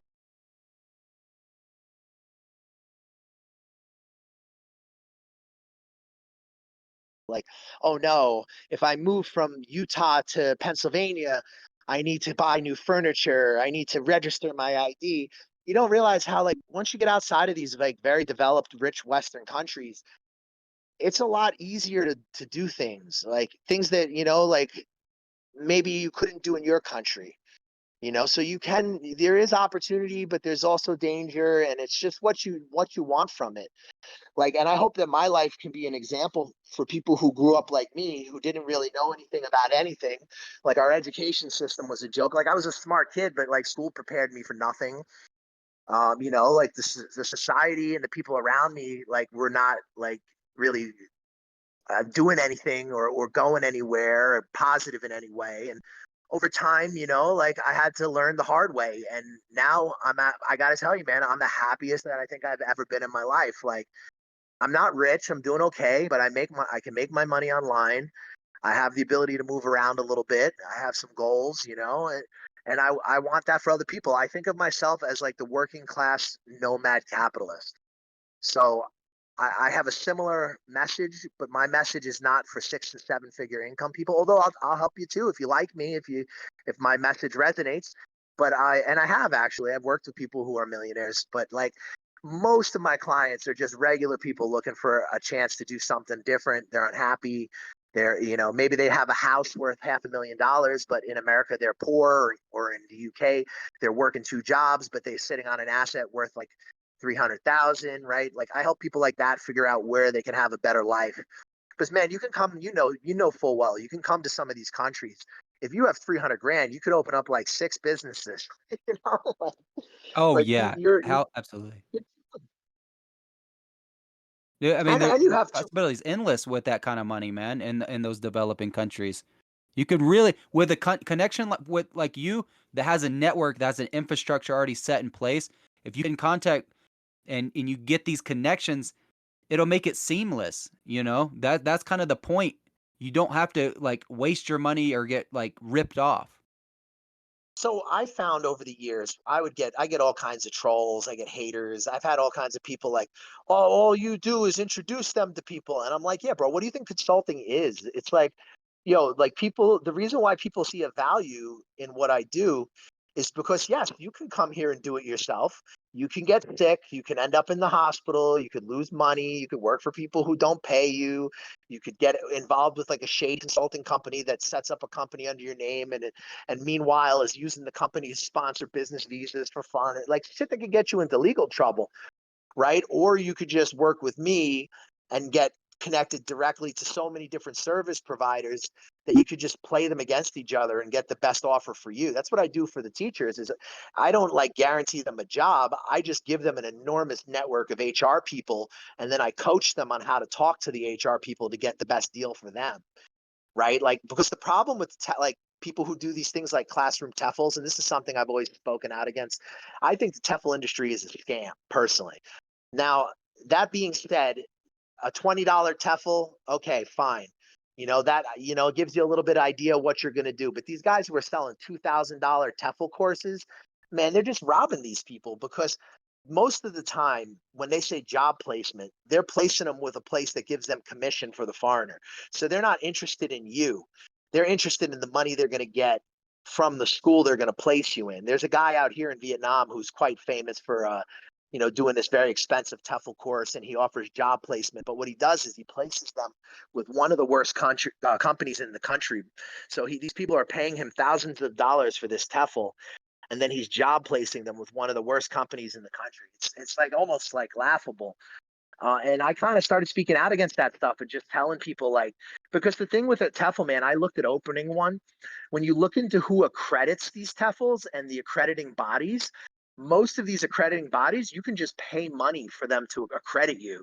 Like if I open my own TEFL, I could pay a fee to an accrediting body and they'll just accredit me. Like there are some that have like more formal processes, but the vast majority of these don't, man. And it's kind of like a Wild West industry. So what I recommend to people who are thinking about coming out here is, if you want to work with someone who just kind of explains the game to you and shows you how to, like, I give you the keys, but I don't open the door for you. You know what I'm saying? Like I give you the tools you need to be successful. But like I'm also not like, I feel like for me, these services, these TAFLs are for people who are like little babies. They want everything, they want to be carried. Like, oh, I'm gonna go and I'm gonna get planted in this safe job. But really, at the end of the day, it's like you can do it, and I can help you do it, and I can help you not get taken advantage of and land in a good job, or open up a company and be successful, or move overseas and retire. And you don't need to spend nearly as much money as a lot of these like TEFL courses are trying to get you to spend. You can go on to Groupon and get yourself a TEFL for fucking $9. And the Vietnamese will see it no differently than if you pay $2,000, $3,000 for a classroom TEFL. That's something to be said right there, man. And a lot of people don't know that information. That little bit of information right there. People don't know, and they're scared because, like you said, they want that job placement, they want that security, um, and they don't have any other options. They feel like that's their only option. They're like, that's the legit way to go, and just like they don't have the knowledge of the resources they could have, and But that's one thing. Go ahead.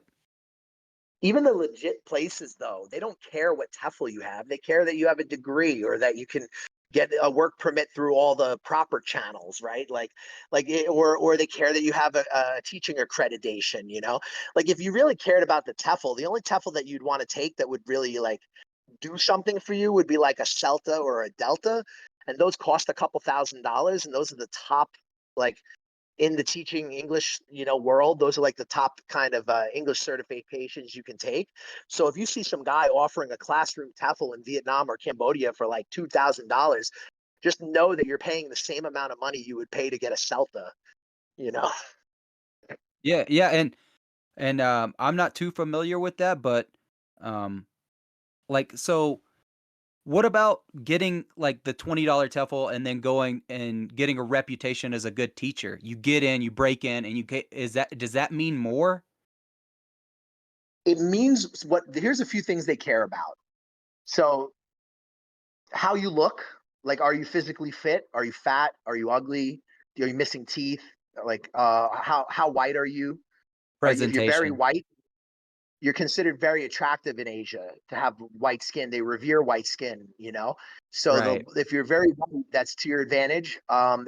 If you have a degree, like that's also something, because there are going to be some places that won't hire you if you don't have all those documents. There are some that have their ways of getting you your paperwork, and there's some that don't, you know? Some will talk to you and some won't, right? But it's almost like a profile of value. So like, yeah, like if you go to an international school where it's foreigners that are going to hire you, well, then it might be similar to like the US or Canada, right? Like what they're looking for. But if it's Vietnamese or like in Thailand or Cambodia that are hiring you, they're going to be looking at it from a different set of priorities, because most of these places are looking to make money. So they want what they think the parents and the kids are going to want, Right. right? So it's more about satisfying what the market wants, and than it is about actual education. And it's better to not make waves. So like if you don't agree with what's happening or how teaching works, in my opinion, it's better to keep your mouth shut, because you're not going to change these countries. You know, like I've had guys come out here huffing and puffing about how the kids aren't getting a British education, and they're always getting angry and yelling. And I never did that, man. I never yelled. I never raised my voice. They scream and yell. If they can't hear me, they can't hear me. You know, like I'm not going to get a sore throat and get sick, you know, and bro, you get a sore throat in Saigon, you got a respiratory infection in a couple days, man, you know? So it's not, you know, like I never got so invested in it to where I'm yelling and screaming and I care so much. You know, I just came in, I try to have fun. If the kids are being little assholes, I just sat there and did nothing. You know, it's whatever. You know, I never tried to change Vietnam. I never tried to impose my ideas on the school. I always viewed it more as an acting job. Like you tell me what you want me to do and I do it. You know, I don't have like too much. I like in the whole year, bro. I taught for 5 years in the public schools. I never made a lesson plan once. Wow. Like I read out of the book and I played a game every day. So if you think you need a master's degree in education to say duck, duck, duck, let's play a game, then you know, I don't know what to tell you. You know, so yeah, that's how I got my start, man. I just started out doing the teacher thing, and I started seeing it for what it was. Like I kind of talked about earlier in our chat, because I had been on the streets a bit. Like I recognized game right away, and I realized that the whole teaching thing was like this giant business, and I saw how they were getting the money. And like, you know, like I'm in awe of how the Vietnamese get money, like especially here in the South. Like their entrepreneurial game is on such a different level. Like it's an interesting thing. For example, like if you work in a training center, in most training centers, or if you're a foreigner in a public school, you can't fail the kids. So for example, if you have a class of 60 kids and you ask the kid who's like 11 years old, like, what's your name? And he's like, fucking dog, you know, cat, you know, mouse. He doesn't know what you're saying. You can't fail that kid. You got to give him at least a passing grade, Whoa. To because keep again, up to make them happy. yeah, to keep him happy or they won't sign up again. Ah, that's brutal, So, you know, well, but again, like that's what I was but that's saying the before game. about, well, it's Western morality, right? Like what you know, what you think is wrong, you know, is not what they think is wrong, you know? Also how they see education is different. Like they see education the kind of way like you would imagine like a Shaolin monk, you know, like that motherfucker sitting there and like, you know, he's like balancing on one finger for 6 hours. Like they view education that way. Like they just pump their kids with it. So these kids are going to school all day long. When they get out of school, they're getting bused to the training center, and then they're staying at the training center all night long. A lot of the teachers have businesses worked out where like they'll find out what kid is failing and they'll go to the parents and they'll either have get them to give them money to make sure that the kid passes, or they'll have like training centers at their house and they'll be like, yo, Junior's failing, like he needs to come learn at my place. And then they'll get money from the parents that way, like through private tutoring. Because you got to remember, like when you're working with the Vietnamese teacher, a lot of times that's their real teacher in the public school, and she's maybe making like $100 or $200 a month. Whoa. So you know, you can see why how the hustle is different, like it's completely different. That's why I say to people who come to these countries that it's just important to remember you're a Western foreigner with a strong passport and strong currency. Your experience is different than the locals' experience. Yeah, you have to bear that in mind. And a lot of people do say, "Oh, I don't wanna go here or I don't wanna go there because they're a developing nation. I don't wanna see that." But that's kinda more burying your head in the sand, man. Like, I think they have a lot to offer, and I think it just helps their economy and helps the people if you do visit and you do provide that tourism, and that tourist money. And it's common in the West for us to try to blame colonialism for everything. These countries have been under self-governance now for a very long time. There are different phases of development. Things are coming along for some of them, slower than others. And you just have to take these places for what they are. There's going to be things about the culture that are fantastic, and there's going to be things that make you scratch your head. And either it will work for you or it won't. And that's what I try to get across to people. I'm not like a hard sell. Like sometimes I talk myself out of business because I'd rather just be straight about it now. And then later on, you show up with realistic expectations and you're not mad. Like, like I rely on my customers to leave me reviews. Again, it's a small family business. It's like I need to be upfront with you because I don't want you coming out here starry eyed.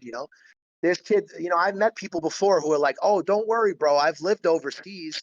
I moved from Europe to America. It's like, bro, you're not go you're not going from a developed country in the West to another developed country in the West. You're going to a place that is going to be a lot different than what you're expecting it to be. And that might, for some people, that might be too much. Some people come and they have an expectation and it doesn't live up to the expectation, or they get very sick for the first time and they're alone in a country where they don't speak the language and they don't know people. And it can be very hard, especially when you first get here because your immune system. Now my immune system is like the locals, but when I first got here, man, my wife ended up in the hospital with pneumonia. I ended up getting a blood clot in my stomach. I was in the hospital for 10 days. Like, it's no joke, man. But I've also been able to start my own business. I enjoy a good standard of living. I get massages several times a week. I live now outside of the big city, and I would say to anybody, if you come here, if you marry, it's great to stay maybe for the rest of your life. But if you're looking, you don't have a lot of money. Maybe you have like 5,000 or so. Maybe even, let's be honest, bro. You could come out here with 2,000 and you could make it. I just would suggest like 5,000 or so is a good amount to get started. I mean, you really can have a good go at it out here, and it can buy you some time to kind of make something work for yourself. And if you're having a hard time, you're working two jobs, you feel like you're in a rut, you feel like you don't relate to the people around you. These countries can offer you an out. And you can create your own reality, man. That's the one thing I've realized as I've gotten older is I just give a shit when anybody thinks of me, man. And I just do what I need to do for my family and for myself. And, I try to get what I want from my life. And if you're not getting what you want from your life, then you should message me because, we can help you figure out something different, whether it is, already have an online income, an online job, or whether you want to be a teacher. I mean, I can lend some advice from somebody who has made a lot of mistakes over the years to get to where I'm at. Yeah, and that's amazing because, um, people need to try things. People just need to go. Like you said, if you don't like it, just go back. Just go figure it out. Go back to square one. Figure out where you like, and give a place a chance. Just give it a shot, Go out there and try to make something of yourself. Take a risk. That's what life's about, man, taking risks. Like how many I mean, you've took a million risks, you know? Crazy. And it's And and bro, it's yeah. Go so ahead. I would say, like, I stress that you can come out here and, you can, do something good with yourself and stay positive. But if you want to self destruct, it's great to do that here too. I mean, you can, I had a client. Yeah, man, I had a client. He came out here. He wanted to be an English teacher. He came out here because he heard it was the best heroin in the world was in this part of the, Southeast Asia. So he hung out here and he just did a bunch of heroin. Eventually he quit, went back to America, and now he's a Christian. But he was running around here doing that. You know, you can go to Bangkok and, you know, go fist a midget, smoke some meth. I mean, you can really, really self-destruct here if you'd like to. Holy shit. Well, I hope, Yeah, why not? yeah, I hope, people that are listening, you know, you go on a more healthy path, but whatever you wanna do with your life, do it. That's one thing. If it's not hurting anyone else and you're not hurting, you know, people, and do whatever you want with your life, man. Because that's, you know, we only have one, and you I better mean, better the make way the I most see of it it. is, oh, go. No, I was just saying, you just gotta make the most of it, man. You gotta live every moment. If you didn't have kids really early or anything like that, and you're listening to this and you think, "Oh, you know, I wanna do something different," definitely just, you know, it's easy to get out of the West. If you're in the West, if you're in Europe in a more rich country and you have these resources and you have this strong passport, you can get out there and you can do so much. You got the world ahead of you. A lot of people would kill to be in that position, to be able to just travel all, you know, save up a little bit of money and then just travel. You know, a lot of people don't have those opportunities around the world. And you know, that's most of the world. So, utilize those opportunities you have in front of you. That's fantastic advice because that's the truth, man. I hear these kids in America, and again, I'm going to be the first to tell you, I think there's things that need to change. Like I'm all in on RFK. Let's make America healthy again. But I also do believe that there's this like intense negativity towards the country sometimes from people who just don't understand that they have the strongest, one of the strongest passports on earth, and that they have one of the most stable and strong currencies on earth, right? Now, you might be poor in Ohio, but you're not poor in Cambodia.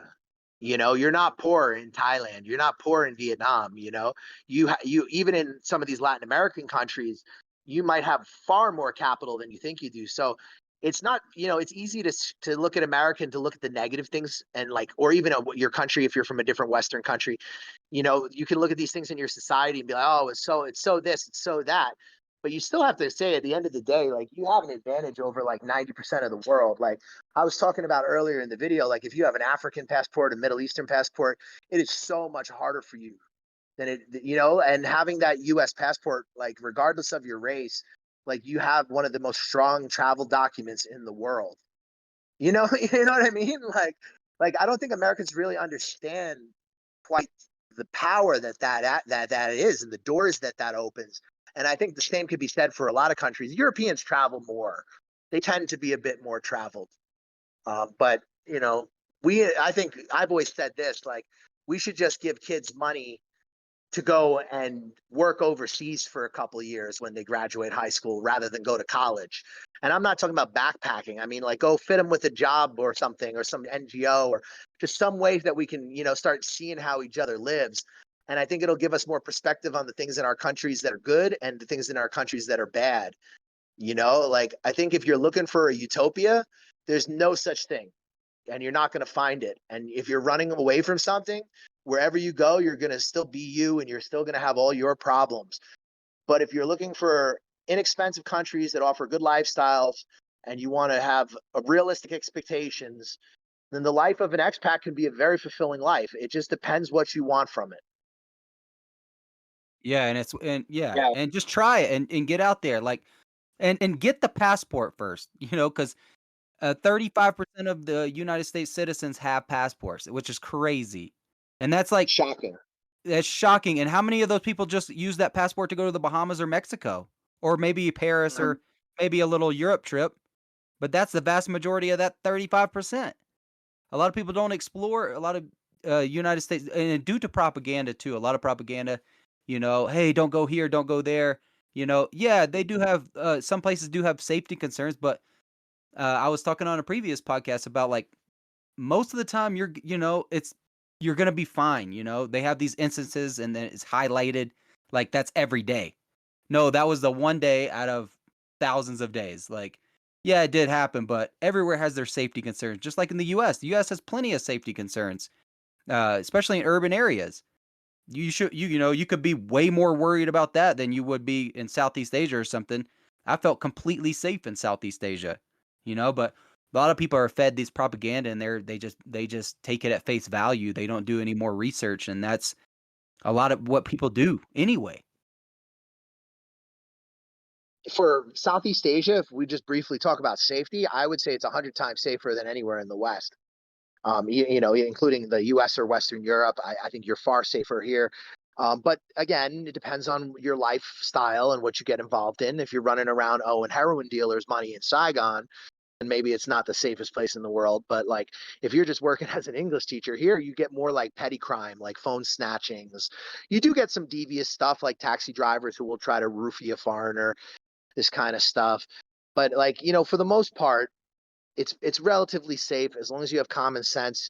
You use, you know, they have a lot of rideshare apps now. When I first started coming out here, they didn't have any of that, man. Like, you really just had to negotiate and talk to the people, and like, you know, it's much more easy to get around, and you know, there's more things that are online available now than there was years ago. So it has become easier. We talk about Chiang Mai, and that's like, in a way, one of the things that's kind of ruined Chiang Mai is it's become a little too easy.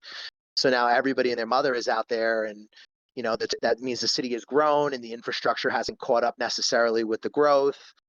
So you know, you have these, you know, these places do boom, and I always tell people, if you're looking at moving overseas, whether it be to stay long term or, you know, break into a market, you always want to look for the places that are just about like adjacent to blowing up but haven't blown up yet.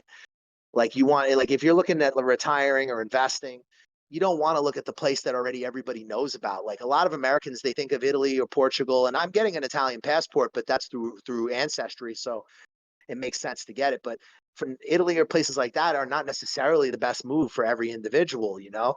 And I think Americans think of these places like brands. Thailand is a little bit like that, and I love Thailand, but there's things about Thailand that are challenging, and there's things that are better in Vietnam than Thailand, there's things in Thailand that are better than in Vietnam. You know, it's kind of case by case, and like, you shouldn't look at things like, oh, I've heard of this place, so that's the spot.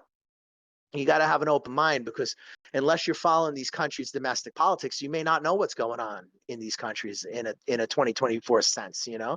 And I think that's where we come in. We can be helpful because we can show not just local connections, but insight into how to deal with those people and how their mindset works, and how, you know, it's helpful to work with somebody who has an understanding, because a lot of foreigners freak out in these countries and they start getting paranoid and they start thinking that people are going to take advantage of them and something's going wrong. And sometimes it's just nice to have somebody who's already been there and already understands like the mindset, that can tell you when it's time to worry and when it's time not to, you know. Oh, 100%. And you not only service Vietnam and these other countries, you're expanding into more countries. So people have options with your brand, man. So they can reach out to you, and you know, you can put their mind at ease essentially. And it, like you said, it might not be a fit for them. You know, if you're not happy at home and you're not happy with yourself, most likely you're not going to be happy somewhere else. You got to get fit. You got to do these things in daily life that you know, you can, you know, you're pretty much, you be content, you know. And when you move somewhere and go to another place, then you can be a part of a healthy community. If you're not a part of a healthy community at home, most likely you're not going to be a part of a healthy community somewhere else. So that's definitely a thing too, for sure. Sound advice. That's great advice. I would suggest you convert to Islam. You start doing calisthenics every morning at 5 a.m. And then you turn yourself into like a human machine. And then you know, you come over here to Southeast Asia in the most pure physical state possible. And then you just go hard on meth and destroy yourself in a month. You know, that's my advice. You know, That's a hell of a it's like the trajectory.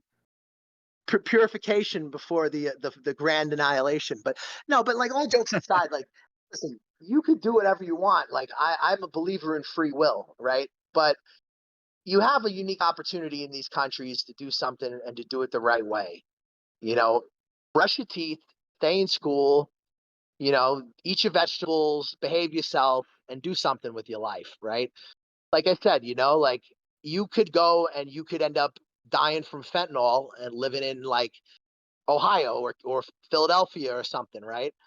You know, so don't worry about dangerous. Like, you know, you're coming to teach English. You're not coming to sell meth, you know, like, you're coming to retire, you know, like, you're not going to be in an area that's dangerous, because you're going to be at a socioeconomic status. Like you said before, bro, just take the chance. Start with our YouTube, Reborn Abroad. Check us out on YouTube. We do Facebook. I hate Instagram, but I post on there kind of. I do a lot of stories on Instagram. We're on a lot of the social media. Reborn Abroad. I call it sucker free travel because I really do want to get across that like you can accomplish this stuff. You can get out there. It doesn't matter if you're working class. It doesn't matter if you're a regular person. I'm some ding dong, and I was able to come out here and be successful and go from being a nightclub bouncer to being a small business owner.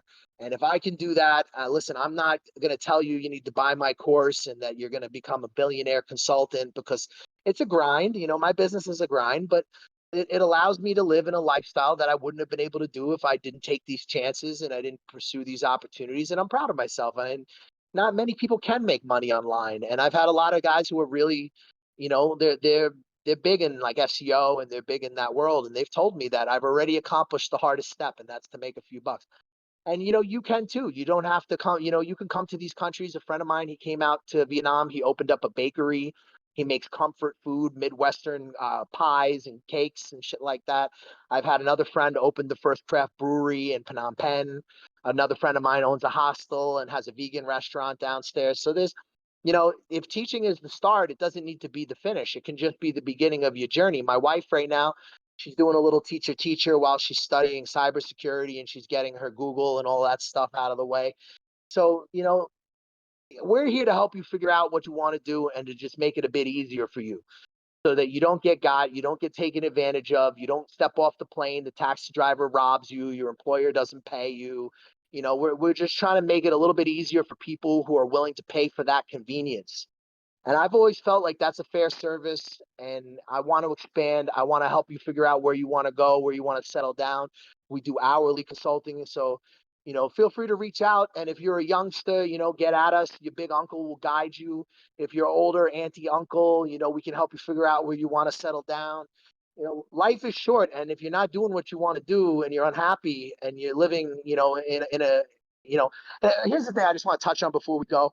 Like in America, everybody's on pills, everybody's on drugs, and I know that the European countries it's a bit less, but still everybody's got a disorder or a mental problem. And now it's like the cool thing to be like autistic or learning disability or any of that shit. Like I had learning disabilities growing up, and I definitely had a dysfunctional life, but I didn't let it become like my identity. I didn't let it I wasn't a victim. I went out there and I figured out how to get mine. And you can go out and figure out how to get yours. Like you don't need all these drugs, this medication, this I have bipolar, this bullshit labeling yourself. Go and find a place in the world that suits you and that you can have the culture that you want to fit into, because maybe you just don't fit into American culture. Like I personally did not feel happy mentally or happy physically living in the United States. Now it doesn't mean that I think America's the evil monster and the worst country in the world. It just wasn't the right place for me. And that might be the case for you. Now, if you're schizophrenic, listen, I'm not telling you don't take your fucking meds, up to you. But like, if you are just somebody who's depressed and you're like, oh, my life and I'm a this and I'm a that, and stop labeling yourself and go make yourself an identity. Go out and do something interesting. Go out and take a chance. I mean, life is so short, guys. I blinked my eyes and I'm in my 40s. It's unreal how fast it goes. Don't waste it. Don't be in your deathbed thinking about what I wish I could have done. No, man, that's sound advice. That's sound advice, man. And I'm hope the listeners gain some insight and some inspiration from this episode. We're gonna wrap up soon, but Right I on. really appreciate you, Jay, coming on and representing your brand, talking about your story a little bit, um, and talking about these countries that you've been to. And it's Reborn Abroad on YouTube, social media, Facebook, Instagram, and we'll plug that link below. And I appreciate you, man. And it was just awesome to talk and learn more about you. Well, I just wanted to thank you for having me. My thoughts are a little over the place, guys. Yesterday I had to run into Saigon for some business. I had all these things go wrong. I get there, the three ATMs don't have money. It's just this big sideshow of bullshit that I had to deal with. So I woke up today, I'm tired, and I wanted to get on there and have a chat and put ourselves out there and connect. And I didn't want to waste the homies' time and just be ready. So I apologize if I'm a little bit all over the place, but I hope you enjoyed it, and I hope you got some insight that if you're a regular person, there is a lot of opportunities out there. Whether you're, a big time investor and you hold tons of Bitcoin, or you're a small guy trying to come out and do a little English teaching, we can help you. We can make it easier. Check us out on Reborn Abroad. Thank you for having me. I don't know, if you guys are interested at all in starting their life overseas. Definitely check out my man's podcast here, because he has all these interesting people on, and he gives you these different insights into why these characters are doing what they're doing, and that's fantastic. I support it 100%. So definitely, if you're just checking out this podcast, subscribe to my homie here, and check us out on Reborn Abroad. Sucker free travel. Yes, sir. Subscribe to my guy, Reborn Abroad, and give him a shot. All right. Thanks, Jay. Appreciate you, man. Thank you for having me, bro. I'll message you. Yes, sir. We'll be in contact. Much respect. Much respect, man. Much respect. Folks, always remember, the world is your oyster.